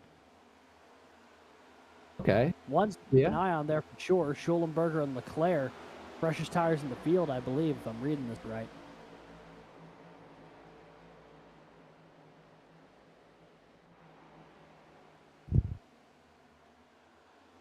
Athena Leclerc, super tight with Garrett Viton on her outside and Brandon Schulenberger on her. It makes it topside 3 wide again. Athena just loves that top line today, arguably for better and for worse. As Jake Cummings and Brandon Schulenberger are side by side. Halinar, Athena, and Viton are 3 wide going into turn 1. We're just past the halfway point here of the opening race of Season 12, the Collegiate iRacing League College Cup Series here from Charlotte Motor Speedway, the Shockeye Racing Performance 200. Daniel Nanny has the lead, but on 15-lap older tires than Edward Sanchez. The 26 from Baruch College is reeling him in a hurry. That gap down now to only 0.3 of a second. Sanchez might be able to get him this time around the track. Yeah, that 15-lap tire advantage is really starting to show itself as Zachary DeWale is slowly but surely going to start falling into the clutches of Dylan Godinez here as well, I imagine. Brandon Schulenberger with the freshest tires of the field. And this is the battle for the lead, this time by Daniel Nanny, Edward Sanchez, the gap 2 car lengths, as the Baruch College machine going to try and reel in the Ball State car on older tires. Here we are on board with Sanchez as he starts getting that draft of Nanny. Looks underneath him headed into turn 3. But Nanny holds strong on the outside for now. Oh, they're going to be door-to-door at the line. Nanny will get credit for the lap led that time. However, Sanchez still to the inside. And not quite the entrance I think the 30 was looking for. That might just be enough for Sanchez to slide in front, and he will. New leader, Edward Sanchez, here on lap 70. Yeah, especially credit to Edward, especially given his not fantastic qualifying. Oh, he gets loose. He manages to hold on to it. I have no idea how he did that. That looked like Lightning McQueen sideways turning right to go left on the grass at the finale of the Piston Cup.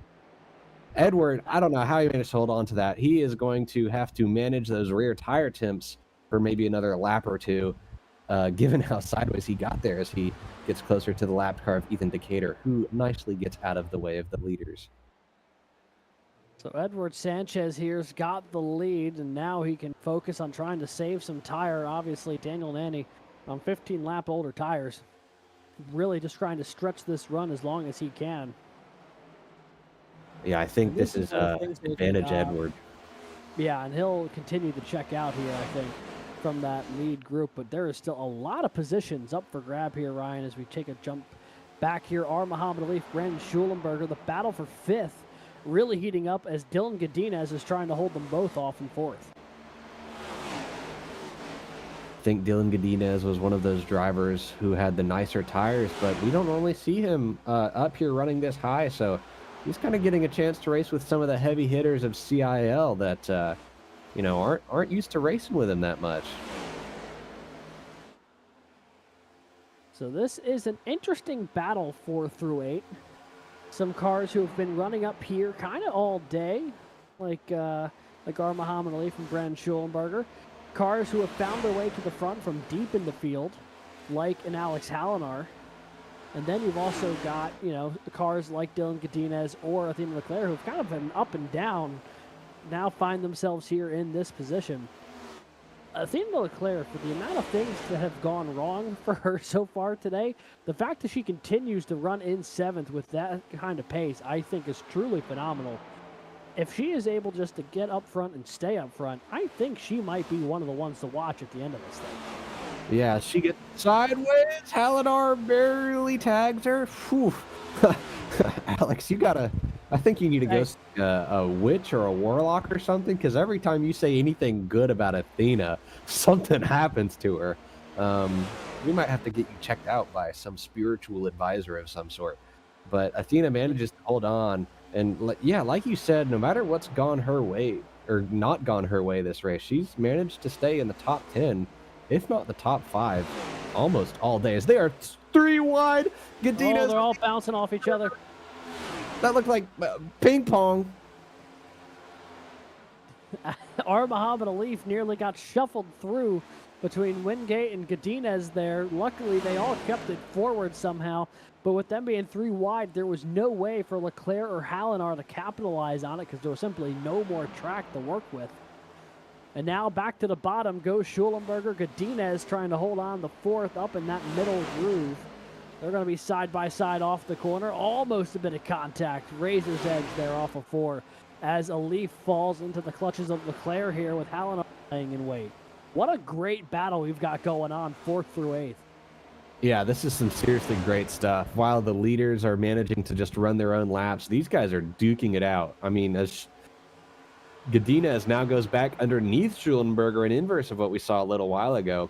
But when you see the car middle of 3 wide bounce off of the inside car, then bounce off of the outside car, that's usually a very bad omen. But they managed to hold it together there as Schulenberger clears Muhammad Alif, who clears Dylan Godinez, who almost gets into the rear of Alif. I think he's going to have to pay a price for that as Athena Leclerc and Alex Hallinar look to get underneath him consequently. The 808 did a really good job holding onto that spot for a while, but he got real loose there the past couple corners, and this cost him a few spots here. As you see now, Hallinar trying to look to the inside of him for 7th. There'll be door-to-door. Leclerc moves up to 6th. Alif holding on the 5th is Schulenberger. Set sail from P4, but still 1.5 seconds back of Daniel Nanny, who is doing a phenomenal job maintaining those older tires in 3rd. We'll jump a little further back in the field here. This is the battle for 11th. Jason Wallet, Lucas Moody. Moody on the high side, Wallet down low for Drexel. Lucas Moody keeps that preferred high line, but Jason Wallet manages to get there farther alongside.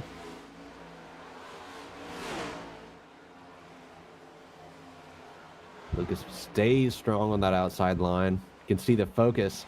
I do the same thing where I like bite my lip every time I go into a corner, so I understand that as Wallet clears him.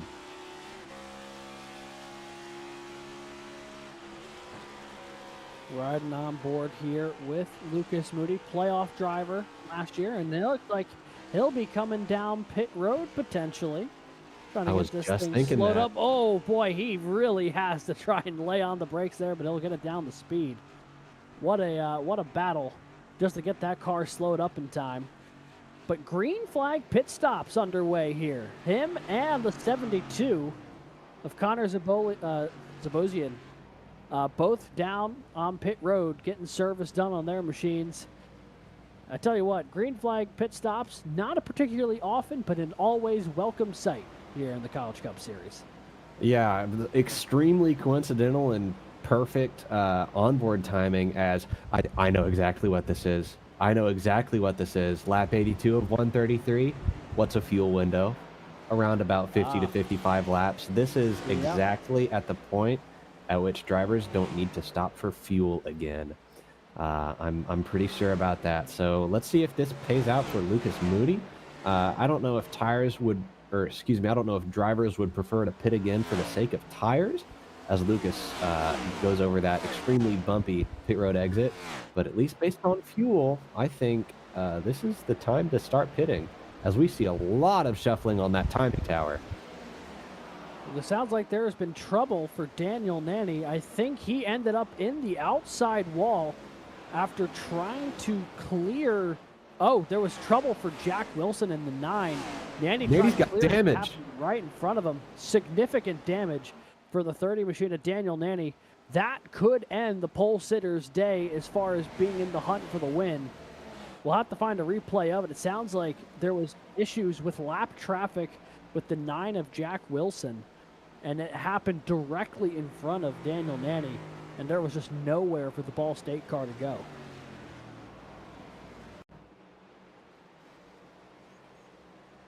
No, a little farther back. Yeah, a little. So this is what happened here to the 30 of Daniel Nanny. You see, he's going into turn 3 and 4, and just issues for the 9. Oh. Pushes him up into the wall. More contact there with Shulenberger. Nowhere for him to go. But the 30 with heavy damage. You see the 9 already down on the apron. And, oh, boy, just tried remerging directly in front of the 30. Boy, I can't imagine he's going to be particularly happy about that. Yeah, I don't know what was going on there with the number 9 car. I mean, maybe he was damaged. Jack Wilson, I don't know if he was trying to get into pit road and failed to do so. But, I mean, we stay green here, but, you know, regardless of the context around that situation, just really unfortunate and almost inexcusable. I mean, Daniel Nanny's a potential race winner, and his race just got ruined to no fault of his own. Especially with the pace he had, because he was on older tires and was still running third. When those tires, when you put new ones on, I mean, I have a feeling he was going to fly back up there with DeWale and Sanchez. But speaking of those two, actually, Zach DeWale has caught the back bumper of Edward Sanchez. We got ourselves a nice little battle for the lead here, as Sanchez and DeWale going to do battle here up at the front of the field, the 26 and the 519. You know, I think what's going on between Sanchez and DeWale here is just a case of Sanchez had newer tires but was pushing them way harder.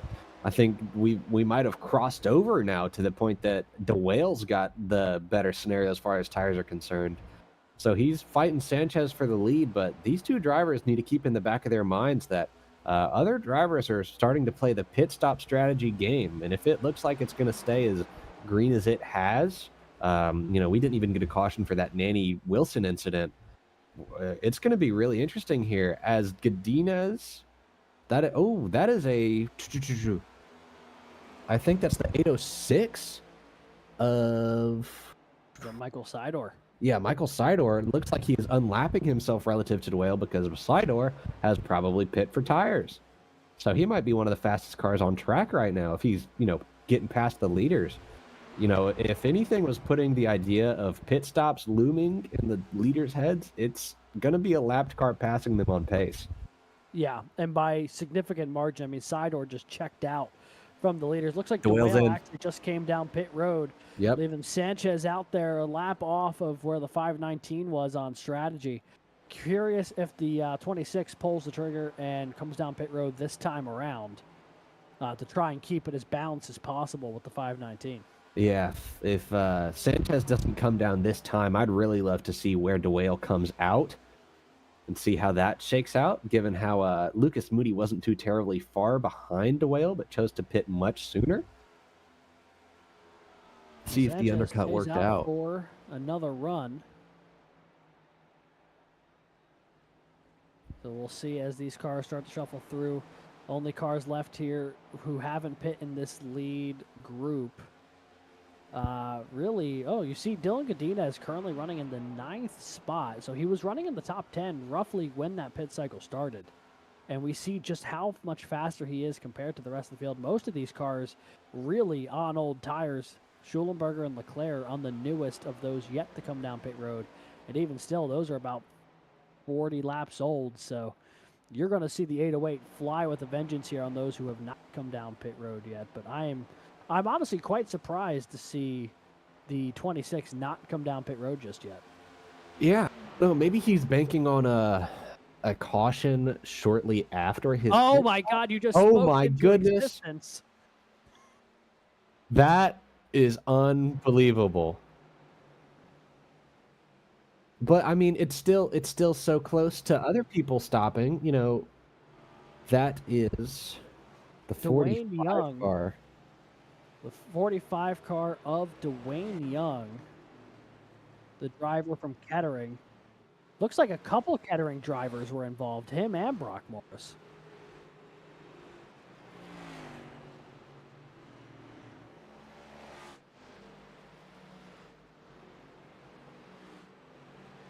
Yeah, Dwayne Young. I mean, I literally said the word caution, and not even a second later, a caution happened.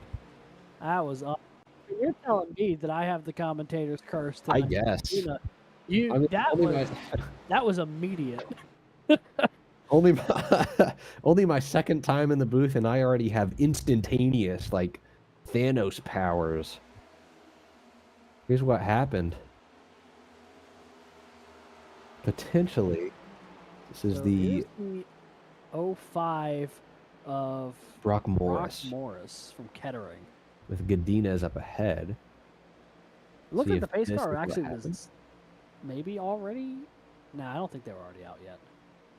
But it's really interesting how the caution came out on lap 93, and the vast majority of drivers either pit on 81 or lap 90. So, I mean, I don't think we have gotten to the point yet where those drivers who pit want to pit again. So this actually ends up hurting Edward Sanchez pretty badly.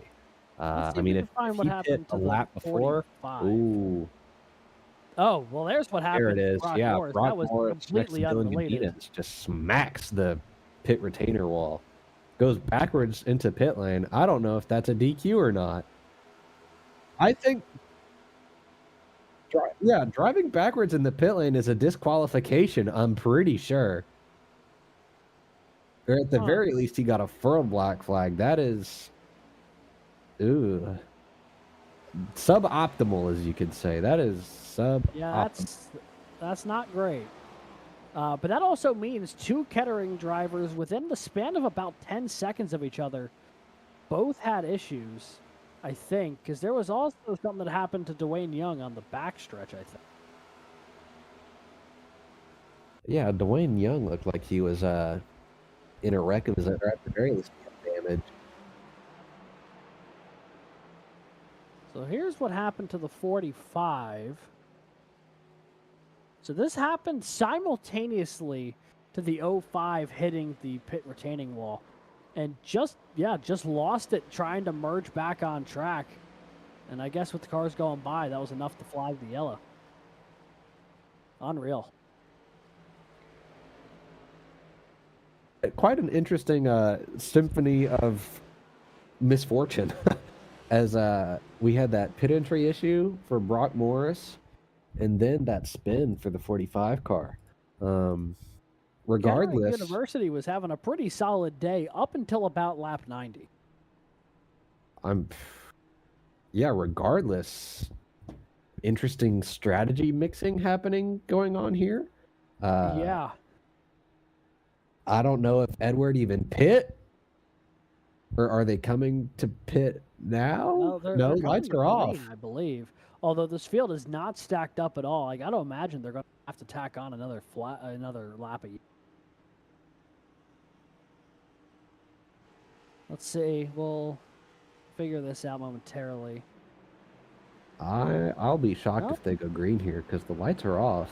But Yeah, I the mean, lights are so many off. people The have. field's not fully stacked up yet, but all right, they're going to let it loose. Edward Sanchez, Jake Cummings going to take us to the green here with less than 40 laps to go from Charlotte. Nick Stockner is fourth. They're this four field- wide back there going into turn one. This field has been completely shuffled, and all of a sudden, all opportunity is on the board. Sanchez leads over Cummings and Leclerc. Nick Stockner fourth. Andrew Burrow, I believe, has tucked himself into the fifth position ahead of Brendan Shulenberger. This field has definitely gotten a proper shuffling after that pit stop happening in the middle of the pit cycle. Some cars coming down pit road, some cars electing not to. Fascinating stuff at work here, but most notably, the top 6 cars, all with the freshest tires in the field. That could play a huge difference over cars like Lucas Moody, who pit back 16 laps ago. I know what happened. I know exactly what happened. The people who took pit stops under green went a lap down. So everybody who did not pit got to pit for free under the yellow. And everybody who had previously that went a lap down to Edward just got bit in the butt hard. So that is why our top practically 10 is completely different from what it used to be. A shout out as well to one more driver here in the field. from Kettering, who's actually having a really good run right now at the 72 of Connor Zobian. He has put himself in a really good position here to capitalize on the misfortune of his teammates. Currently running in the 6th position. Highest the 72 machine has been all day. Although he's got some fast cars behind him here. As Halterman, Burrell, and DeWale all try to track him down. Up front, Jake Cummings going to look to try and make a pass for the lead on Edward Sanchez. The gap 1/10 of a second between the two of them. You can see he is right on his back bumper going across the straight. Yeah, shout out to Zabosian of Kettering. I think all of their cars look really good as well. But Jake Cummings is just only a 10th away from Edward Sanchez fighting for the lead. I think those two are friends. But, you know, there's nothing better for drivers like Zabosian who just find themselves in a good situation late in the race and have 100 laps of practice now to make something happen. You know, late race opportunities for drivers who didn't qualify very well. There's nothing better. As Brandon Shulenberger is right on the bumper of Nick Stockner, pressuring him into turn 1. Yeah, we're talking about drivers who have really good opportunities in front of them. How about a guy like Nick Stockner, longtime veteran here of the CIL, still looking for win number 1. Could today be the day? He finds himself less than half a second away with under 33 laps to go in this one. As you see now, Zabosian going to try and make it 3 wide for a second on the outside. Gutsy move from the 72. He'll clear Shulenberger, and he might take that spot away from Stockner. The 72 roars in the 4th place. You know, I got to say, Stockner's got about as good of a chance to win this race as he had in a long time. I know he's very good around Las Vegas, a very fast 1.5 mile track. Guess what Charlotte is? Although I must add, if Nick Stockner does manage to get his way up to the front and win the race, as the Cup director himself, he has put a rule in the rule book saying that the league will get dissolved if he wins a race. So personally hoping he doesn't get that done. I quite would like this league to stay around. As funny as it would be to see the league get dissolved if he wins, the season just started, fellas, as Edward Sanchez has been passed by Jake Cummings for the lead, and Athena Leclerc looks to do the same, get by Sanchez here. Leclerc running in 3rd, right in the tire tracks of Sanchez. Zabosian now about a car length and a half off of the two of them. A little bit of contact through the quad oval, the 161 giving a bit of a warning shot to the 26. Now looks to the high side. Can she get a nose to the outside? Not quite. Oh, yes, no, she did get to the outside, side by side now into turn 3. Less than a car length behind Jake Cummings. 30 laps to go here from Charlotte, and the 95 has got double wide traffic behind. Oh, they're in the wall. Wreck. Oh, they're in the wall. Wreck. Oh, my gosh. Oh, Sanchez just tied the well. Oh, my goodness. How's that? Did DeWale get through there alive? The 519 oh my goodness. He had to go flying. He literally got tagged. To avoid that. Like, an Edward Sanchez rear wing view would be perfect for that incident. Because I mean, he had stuff happen behind him, that entire wreck. Yeah, I mean, earlier on, Athena just went to the outside and wasn't quite there physically, but had the run speed-wise. As here we are with that rear view of Edward Sanchez. Yeah, into the wall. Just not clear. Spun around, and then there, there was the last car that line. Unbelievable. I think also major for DeWale. Implications for just the way this race is settling out. With the two of them, they were running 2nd and 3rd. Now going to be deeper in the field. It's going to mean Connor Zabosian is going to line up on the front row with Jake Cummings, and Stockner going to be in row 2. My goodness, I think Zachary DeWale needs to send a thank you note. He caught some air there. Welcome to the first ever Collegiate iRacing League Rallycross race, ladies and gentlemen. As Zachary DeWale catches some air on the turf. Yeah, I think He's he needs lucky to send he was a thank going you note forward and to not Charlotte. sideways through there. He could have pulled a Chris Buescher getting caught on the drainage pipe and going for a ride. Goodness gracious. I would love to have a conversation with him after the race, because that's probably one of the closest calls I have ever seen in all of my years of watching and competing in the Collegiate iRacing League. I tell you what, he's currently running in the 6th position.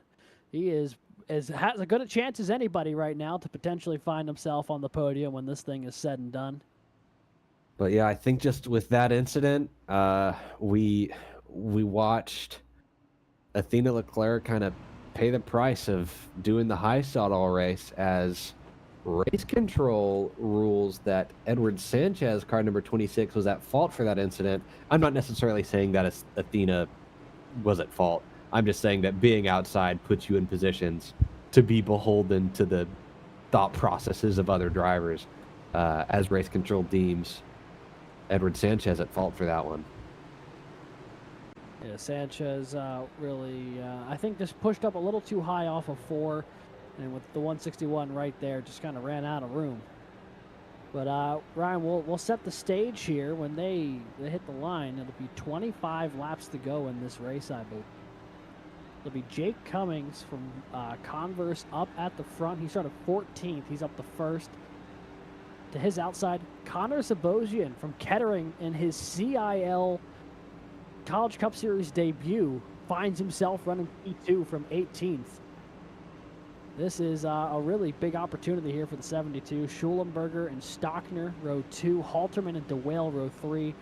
Burrow, Godinez, Reno, and top 10. This top 10 looks absolutely nothing like it did even 15 minutes ago. I mean, do we expect anything less out of Charlotte Motor Speedway being the season opener for the College Cup Series? I suppose not. I don't really know what to expect going into some of these races, because they're always, someone asked me a couple days ago if I were to describe the CIL in one word, what would it be? And the answer I gave him was unpredictable. And we are getting a healthy dosage of that here tonight. What a phenomenal race to this point, but certainly an unpredictable one. Lights off on the pace car. Could potentially be the final restart of the night.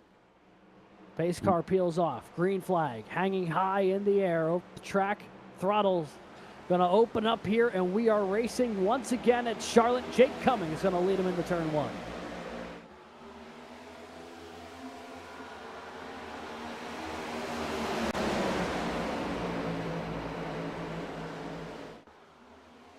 Jake Cummings gets a really good restart as Nick Stockner makes it 3 wide between Zabosian and Clint Halterman beneath him. Going for third. They're still 3 wide. Are they going to have room on exit? Oh, Brandon Schulenberger and Clint washes up just a hair. Still 3 wide going into turn 1. They somehow navigated the quad oval 3 wide. They're still 3 wide. What a duel. Halterman, Stockner, Zabosian. Trying to get clear. He's not clear still yet. 3. A run for the 72 here on the outside. 3rd place. An absolute dogfight right now between these 3 drivers. Clint gets Stockner tight. might be able to pull through in the middle. He's going to hold on to 3rd God. temporarily. That shot on the backstretch was the most beautiful illustration I have ever seen of how the outside line gets the run coming off the corner. That, just the way they like diagonally shift. Oh, that was perfect. As Zabosian tucks in for 4th place. Nick Stockner up to 3rd as Zachary DeWale looks on the outside of Zabosian. And don't look now, but Brandon Schulenberger is getting real close to the back bumper of Jake Cummings.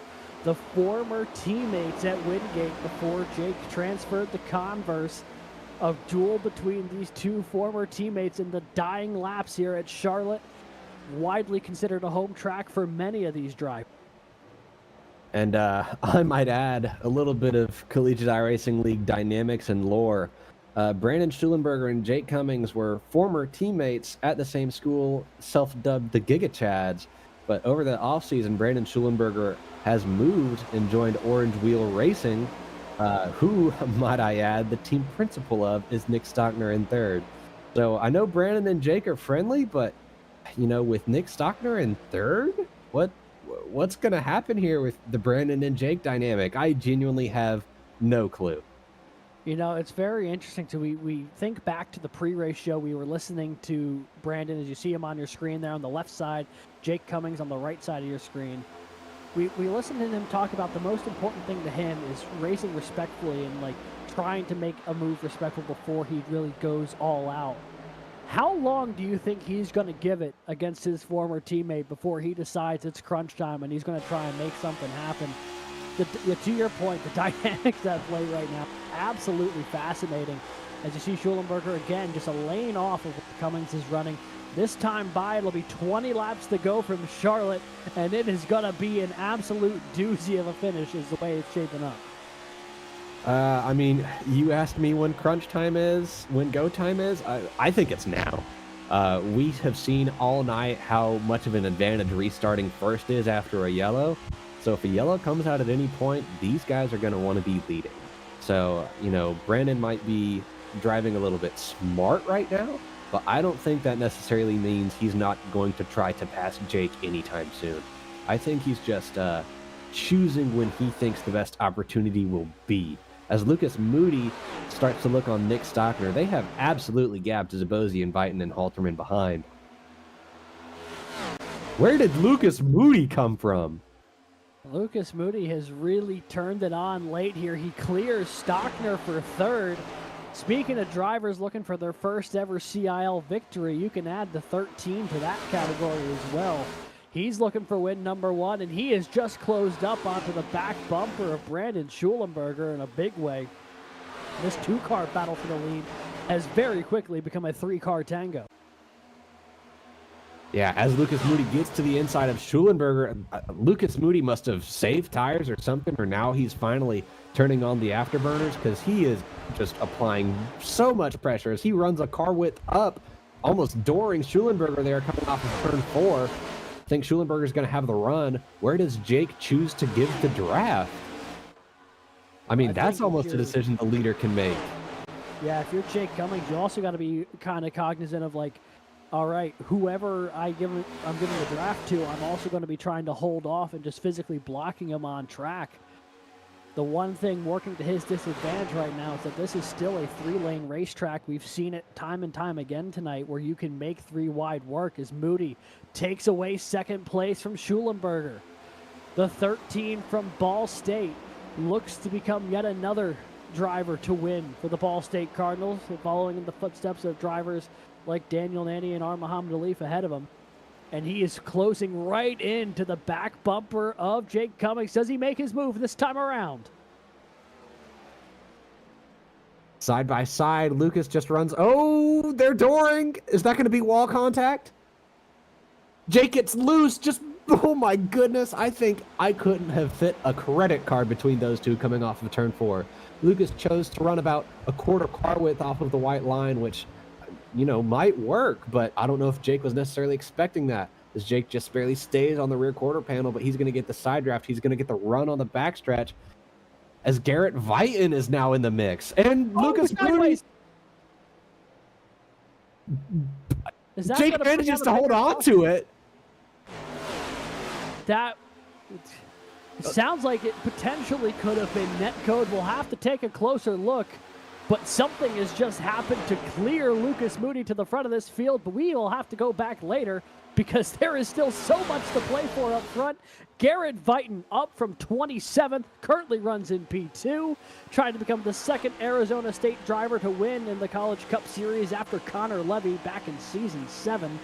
And meanwhile, Athena Leclerc has worked her way back to third. Without... Unbelievably, the 161 just refuses to quit on this race and has put herself back in position with the closing laps right in front of us here. All right, this I know race could not get more insane if it tried. You want to talk about dynamics? I know for a fact Garrett Viton and Jake Cummings are still friends and part of the self-proclaimed Chads. He gets underneath Lucas Moody. Lucas is going to go for the switchback. Garrett was, I think, side drafting to the point of literally rubbing the logos off of Lucas's quarter panel. Arizona State to the lead with 12 laps to go and shrinking by the moment. Garrett Viton up front, Lucas Moody, Athena Leclerc hot on his heels. Shulenberger is the only car tying these three to the rest of the field at the moment. Leclerc goes high, Moody down toward the apron. They're all chasing Garrett Viton to the line. It'll be 11 laps left this time around. And I mean, I don't know how Athena keeps managing to do this. We keep commentators cursing her, but not to the point of permanent car damage, I guess. Because, you know, if a yellow doesn't come out, she's got to be my favorite for the win right now. I think Lucas and Garrett, with all the dynamics at play and how hard they were racing each other, something's going to happen to them. Nobody knows. There's 10 laps left in this race, and we have not a clue who's going to win. It has been an absolutely thrilling opener. You couldn't have asked for a better race to kick this one off. Season Here goes 12 Athena again. Athena Leclerc up to the high side, trying to win, I believe, her first race here in the College Cup Series. Would not be St. Clair's first. It would add to a long line of successful winners here in the Cup Series. She has come very close a number of times. I think all the way back to Season 3, Auto Club was in the top 2 off the last corner when each of the top 4 cars end up running wide and into the wall. You see here running that high lane again. Everyone about a half lane off from each other. Garrett Biden holding them at bay for now. Yeah, I think they might just be looking for a little bit of that clean air. I don't know if Lucas has touched the bottom at any point in the last 20 laps. He seems to be allergic to that blue and white line, which is the opposite of what you want in qualifying at the least. And Athena looks underneath Lucas Moody, but isn't quite there. She's maybe a quarter of a car width off. As we only have a few laps left in this race, as Athena gets underneath Lucas Moody, but I think Lucas is going to clear her. Laps continuing to trickle away. Garrett Biden, a car length and a half advantage over Lucas Booty. And Athena Leclerc, car length behind him. Garrett Biden started today 27th. What an unbelievable win it would be if he can hold on over these last couple laps. Lucas Moody and Athena Leclerc, though, to their credit, have had phenomenal days going back and forth through the field and have gotten here when it matters most. You can see the 42 of Viton, by far the biggest mover in the field today. All three of these drivers very deserving of the podium spots they're running in right now, but only one of them are going to be able to take the checkered flag when this thing's said and done. I mean, just this top three alone, there are so many stories I could tell about these drivers' seasons in past in the Collegiate iRacing League. Garrett Viton started 27th. I think missed the playoffs last season and has yet to win a race in the Collegiate iRacing League. You know, you've got Lucas Moody, who so close, though. Yeah, he's come so close so many times. We've got Lucas Moody, who was devastated to narrowly miss the round of 4 last season. Could he start off his season with a win? Then you've got Athena Leclerc, who a little birdie told me has done several hundred laps of practice in preparation for her comeback to the Collegiate iRacing League. Almost to a certain extent, if she doesn't walk out of here with the win, that's a waste of time. That's almost a shame, having done that much practice. But she's been through so much this race that making it happen would be an achievement in and of itself. I mean, this top three, unbelievable, as we have 4 laps until we figure out who we crown the race winner. 4 laps to go, and the worst thing that could happen for Garrett Viton is happening in front of him right now. They are approaching lap traffic just up ahead of him. Garrett Viton has had to be perfect over these past couple laps. Only one car, though. It's the 45 of Dwayne Young. Should be fairly easy to navigate, but how effectively each of these cars clear the 45 will be integral to how this race pans out. The 42 looks slow, has a bit of a compromised exit, but he is separated just enough here from Lucas Moody where it may be enough, as you see Moody now dives in, clearing the 45. 3 laps to go, the gap 0.2 of a second. Yeah, I think that lapped car hurt Lucas's entry a little bit as Garrett Viton pulls off a huge gap as that lapped car gets absolutely in the way of Athena Leclerc. Unbelievable stuff. I'm going to try to anti-commentators curse. I'm going to knock on wood whilst I say this. It would be textbook CIL if we got a yellow right now. So by saying that, I'm hoping we don't get one. Oh, why would you even put that out there? I'm hoping we don't. Well, as they make their way into 3 and 4 for the penultimate time today, Garrett Vighton is just about 2 miles away from his first victory here in the College Cup Series. White flag in the air, presented by the McConey Setup Shop, your homes for setups, paint schemes, coaching, and more. Vighton has opened the gap up in the last couple laps to almost a second.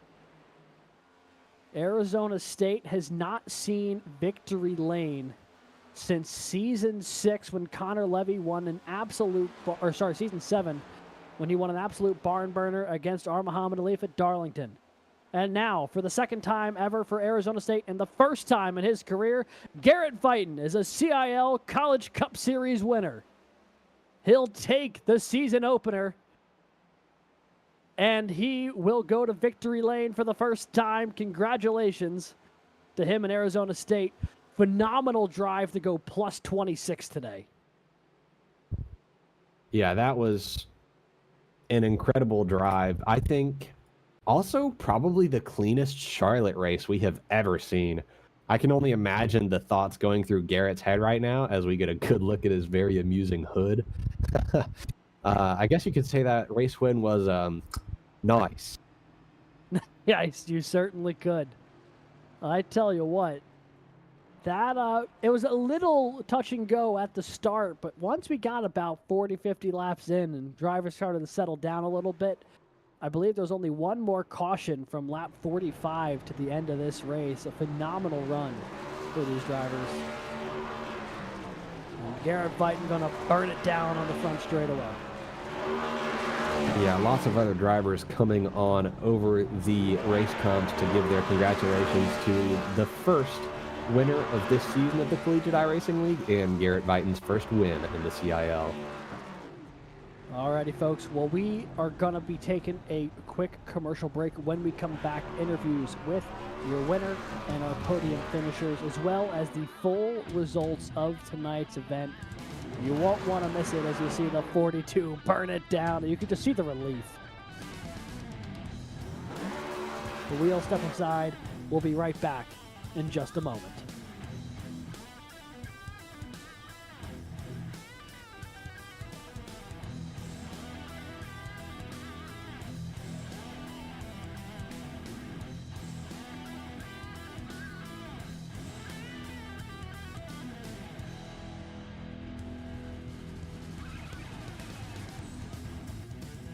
Racing isn't easy, but experiencing it is. iRacing puts you in the driver's seat with the industry's leading sim racing game. Drive on laser scan replicas of the greatest racing circuits from around the world. Go head-to-head against other drivers chosen by skill-based matchmaking to ensure competitive racing at every level. Compete across all your favorite series. In officially licensed cars, engineered to deliver the most accurate driving experience possible.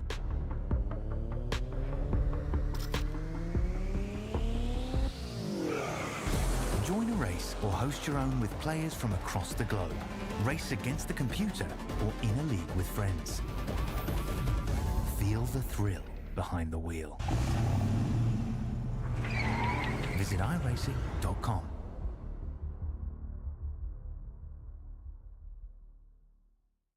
When you want to be the best, you can't settle for the rest. For anything on iRacing, there's just one name you need, McConey. With the launch of McConey Entertainment and McConey Competizone alongside McConey Setup Shop, we now provide the best of the best in setups, paint schemes, coaching, broadcasting, and event organization. With cars across all 4 license classes, we have what you need to hit the track with confidence. Grab a subscription and save money while going fast at McConeySetupShop.com/subscriptions. And remember, at McConey Setup Shop, there are setups, but your victories.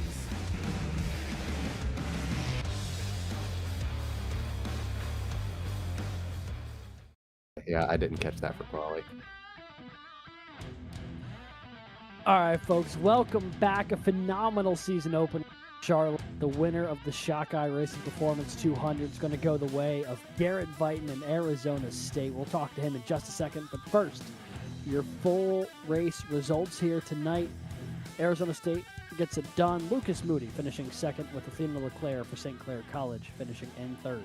Our Muhammad Ali for Ball State puts a second Cardinal in the top 5. He'll finish 4th. And Jason Wallet from Drexel, a very strong top 5 run tonight. The rest of your top 10, Brandon Shulenberger for Wingate University, Zach DeWale for St. Clair College, Connor Zabosian for Kettering University, Jake Cummings for Converse, and Ricky Paz will round out the top 10 for ECU. In 11th, a strong finish, good result for Nick Stockner for Clemson University. 12th, Jared Kaler, not quite the race he wanted, reigning student champion from UNC Charlotte. Clint Halterman, champion runner-up for UNC Charlotte in 13th. Kate L. Corbin, CIL rookie, 14th for University of Alabama in Huntsville. Roger Primo, 15th for Paul Smith's College, with Edward Sanchez some mid-race contact for Baruch College in 16th. Andrew Burrell for Clemson University finishes 17th, with Dylan Godinez from Penn Tech in 18th. Keegan Kalick from St. Clair College finishes 19th, with Michael Sidor from Penn Tech rounding out the top 20. 21st tonight will be Wesley Shaw from Texas A&M Texarkana. Carter Capuni finishing 22nd for Paul Smith's College. Ben Neller, 23rd for Ball State. University of North Georgia's Jack Wilson, 24th. Ethan Decatur for Valpo, 25th. Dwayne Young for Kettering will finish 26th here tonight. Michael James for Drexel, 27th. Brock Morris for Kettering, 28th, with the issues getting down pit road. Daniel Nanny, with that unfortunate incident when he was running in the top 3, will put him 29th tonight. And Alex Hallinar, with the toe link issue, will round out the top 30. 31st, Daniel Hunter with that big wreck early on for St. Clair College. And 31st, Austin DeLong, who I think was involved in that as well, Penn College of Tech. 32nd, Drew D. Williams, really early race-ending wreck for him, not how the reigning alumni champion wanted his season to start. 33rd for Clemson. Logan Smith, 34th, Auburn University, also not how he wanted his season to start. Nathaniel Crone from the University of Toledo in 35th, with Andrew Voigt from Penn State in 36th, and his fellow Penn State teammate Carmine Caruso in 37th. And with that, it'll take us down to Victory Lane to chat with race winner tonight, Garrett Viden. Hey there, Start Garrett, you the got 20 a copy? Oh, yeah. Sorry, Power pulled you in at a bad time. Hey, first and foremost, congratulations, CIL winner there for yourself. Yay. Finally. Finally. Talk us a little bit about your night. You had to work your way through a lot of the field to get there. Yeah, I started 27th, qualified basically like I was a snail. Saved some tires, slowly worked my way up. I was towards the front at first, and then got killed the tires battling the Moody missile. And then when it was a lap down, because I pit early, then I got back on the lead lap, then caution came out, got lucky. Kind of just the cards played right. Was pretty good at saving the right front most of the night. A little help from lap traffic never hurt. But no, it feels good. Feels good to start the season off with a win. Kind of carrying over from that momentum at the end of last season where I had a couple top 5s and top 10s between a couple series. And I honestly, at the end, I'm just tired at this point because I was like, there's a lot of racing. I'm sore from Bowling League last night and the Daytona 24 this past weekend. So, but no, feels good. Feels good. That's for sure. Absolutely. I think I know the answer to this, but I'll ask you about the jacket. I'm going to assume that's for the national championship game tonight, I believe you're from Ohio. Right? That is correct. Just outside of Cleveland. I think they were winning. Oh, yeah. I know they were winning by a lot. Yeah. What do we got? 31-15. Yeah. Go Bucks. OHIO. Nice. Yeah. Always repping. So. Nice. Figured I'd ask because I'm sure if there's any new viewers, they'll be a little confused. Like, hey, why is the Arizona State guy wearing the Ohio State jacket? But when the driver is originally from there, it makes a lot more sense. Oh yeah, you grow up an Ohio State fan, you're an Ohio State fan for life. So I'd believe it. One more question for you while I'm thinking about it. Obviously, you and yourself as a part of that Giga Chads group with you're on voice calls from time to time. Some of those folks were up toward the front tonight when you were all battling for the win. What was that conversation like, and what was that team dynamic like as y'all were trying to sort that out at the end? So they had old tires, and they knew that Moody was coming, and next thing they knew, I was there. And Brandon literally goes, "Oh, hi, Garrett." I'm like, "Hi." Yeah. And I had, what was it, like 12 lap pressure tires. They knew it was going to happen. It was just they were trying to hold off as long as they could, hoping for a caution. So, but yeah, I know they're just like, yeah, you got the tires, go get them. And that you did. Well, anyone you'd like to shout out here tonight, Garrett, to celebrate your victory? Well, of course, the Giga Chads, Jake, Edward, and Brandon. I'll always have to thank them. My girlfriend, Ava, she was watching. She always watches my streams and stuff like that and supports. So big shout out to her. For not being too butthurt when I hop on the sim. So Alrighty. Well, Garrett, thanks so much for dropping by. Congratulations. Win number 1. And, with the new points format, not any sort of playoff lock-in, but that will almost certainly be putting you up at the top of the standings leaving Charlotte. So congratulations to that. Awesome. Thank you. See you next week. See you next week. And that was your race winner, driver of the 42 machine from Arizona State, Garrett Vighton. All right, and we're going to move on down to our P2 finisher. Ryan Whitlock is catching up with Ball State's Lucas Moody.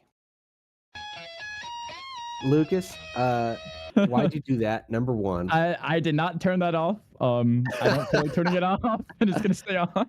All right, buddy. I can imagine there are a lot of emotions and thoughts running through your mind right now. Just tell us about those.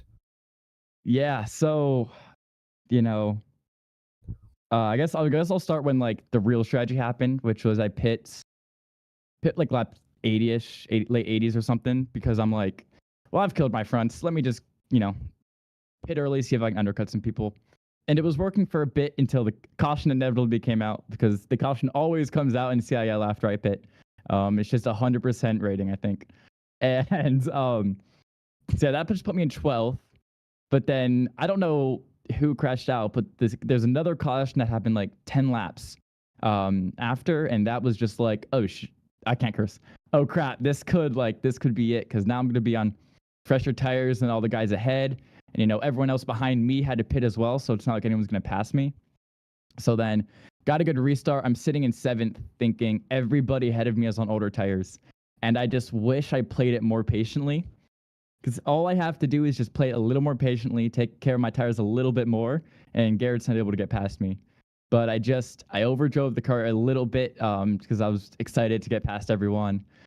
Just overdrove the car a little bit, and then right after I got past Jake, Garrett used that opportunity of me being slower to just pounce on me.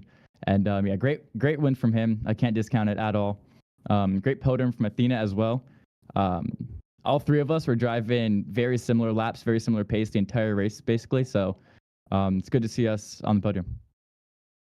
Yeah, I mean, switching to a regular season points format, I know you are quite upset to not make the Final Four in our final playoff season, but starting the season off, with a P2 finish, the leading Ball State car, I might add, with a genuine shot at a race win, how does this make you feel headed into the rest of the season?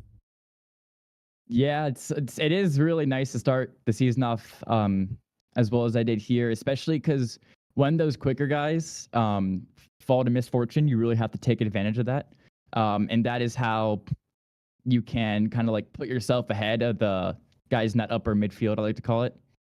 So it's a great head start, but you know me, Ryan. I'm still looking for that first cup win. There's been many chances for me to get it, and today was one of those chances. I just didn't quite have the pace in the end. Yep, you and me both, Lucas. You and me both. But look, I do think that was a fantastic start, a good way to get the season going. You and I both know this is a long season with a variety of tracks. So before we let you go, is there anybody you want to shout out and give some thanks to? I forgot about shout outs. Hold up. Of course, I have to shout out my family. So my mom, my dad, my younger brother, Andrew. Shout out my team. So everyone on the roadside, everyone on the Vortex side, and then the people, of course, who drove with me tonight, Leaf, Ben, Daniel, and of course, have to shout out Kelton, who had a fever and was not able to race tonight, unfortunately. Have to shout out the directors of Balsa Esports, BK and Dan, and I have a new shout out. Shout out my the Mom Sexers is their name. I promise it's not inappropriate. But that's the new Overwatch team I joined, and they're watching along on my Twitch channel. So yeah, thank you guys. All right, buddy. I will see you next week at New Hampshire. I'm doing that one. All right, I'll see you guys. Sorry, Alif is in the cam now. Get out of here. All right. Nah, that's okay. Oh, we have moved him back on accident. There we go. That was second place finisher Lucas Moody. And that will now bring us to our final interview of the evening. Joining us now, third place, Athena Leclerc. Athena, you got a copy? Yeah, I got you. Hey, we got to talk to you a little bit at the Clash. We get to chat with you a bit more again tonight. I don't even know where to start other than talk us through a bit about your night. It seems like at any opportunity, divine intervention was trying to work against you, and you still found a way to finish on the podium.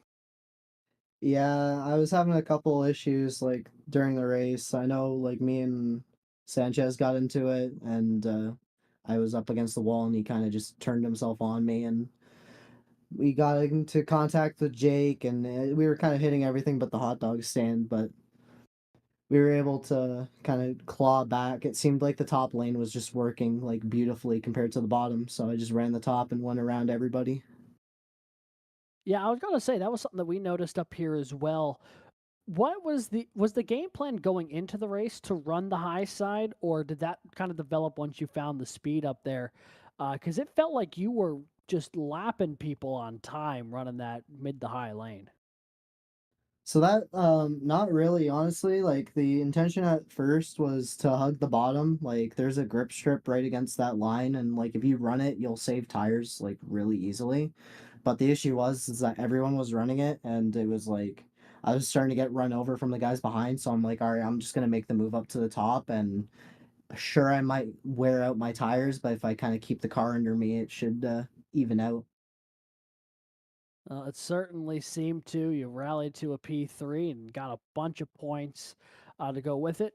How are you feeling in the early races? Turn to the CIL, finishing off both the Clash and the opening race of the season points wise up here in the booth. Honestly, I think I got a really good chance to go for the championship this year. I got a lot of speed that I didn't have before, and I've kind of come to grips with how this car drives. I know when we made the transition from Gen 6 to this, it was a big shock for me, and it just took me forever to get my pace up, but we were able to figure it out here, and I've got a good group of guys that are helping me. Robbie Vrabel, he's a former driver here. He helped me out a lot yesterday, and kind of his teachings helped me get to where I was at. Yeah, and it just clearly seems to be working for you. You've brought a ton of pace so far this year. Athena, congratulations again for the podium to start the year. Anyone you'd like to thank or shout out? Robbie already got a shout out, so he can sit back. But my team, Karen Liftlander Racing, these guys, like, they help me out every week. Like, I wouldn't be here without them. And if it wasn't for them, like, I wouldn't have the opportunities that I have these days. And I just want to, shout them out every chance I get. Alrighty, well, Athena, thank you so much for hopping up here in the booth with us. Congrats on the podium, and we will see you next week in New Hampshire. Yep. Alrighty, and that was third place finisher Athena Leclerc for St. Clair College. Ryan, any final thoughts from this season opener? I feel like all I've done all night is jinx things by saying them, but I gotta say, as far as CIL season openers go and CIL races at Charlotte go, that was both very good and very clean. We got green flag pit stops. Yeah. I think we almost got two, which, by Charlotte standards, just historically speaking, doesn't happen very often. So I think that's just a good sign for the series and our season. I think the racing was phenomenal with only a few exceptions. Guys were racing really hard, but still beneath the line of fair. And it was just a ton of fun to watch. Absolutely. Couldn't agree more. I truly think this was about as good a season opener as you could ask for. It was entertaining, it was compelling, and it's setting up a whole bunch of things to keep an eye on as this full season point structure is going to play out. But with that, that's going to bring us to the end of tonight's broadcast here on the Collegiate iRacing League channel. Before we go, I want to talk to you about a couple more events coming up in the near future. First and foremost, coming up on your screen right now, I believe it is the next race of this season will be at New Hampshire Motor Speedway, race 2 of the season, January 27th at 8:30 p.m. First time ever that the College Cup Series heads to New Hampshire. That should be a ton of fun. Everyone going in with a completely clean slate. But if you don't want to wait till next week for more collegiate sim racing action, we've got more races upcoming this week. Formula College goes to Road America this week at 8:45 Eastern, January 22nd. And do we have one more on the schedule? We don't have graphics for the other two. So with that, that's the other broadcast to keep an eye out for. There's even more races happening in the CIL, but you'll have to join the Discord if you want to hear all about those. But for everyone here at the CIL, for producer Christian Hill, co-commentator Ryan Whitlock, I've been Alex Gagnon saying thank you so much for tuning in to tonight, folks, and we will catch you next time.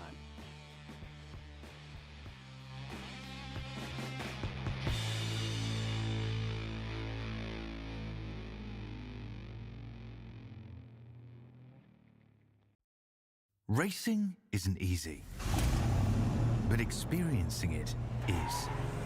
iRacing puts you in the driver's seat with the industry's leading sim racing game. Drive on laser scan replicas of the greatest racing circuits from around the world.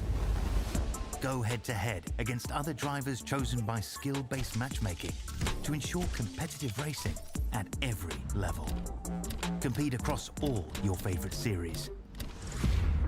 In officially licensed cars, engineered to deliver the most accurate driving experience possible.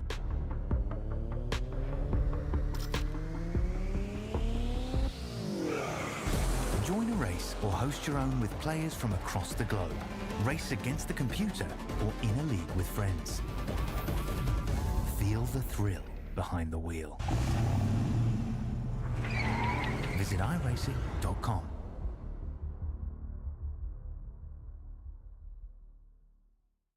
When you want to be the best, you can't settle for the rest. For anything on iRacing, there's just one name you need, Makoni. With the launch of Makoni Entertainment and Makoni Competizone alongside Makoni Setup Shop, we now provide the best of the best in setups, paint schemes, coaching, broadcasting, and event organization. With cars across all 4 license classes, we have what you need to hit the track with confidence.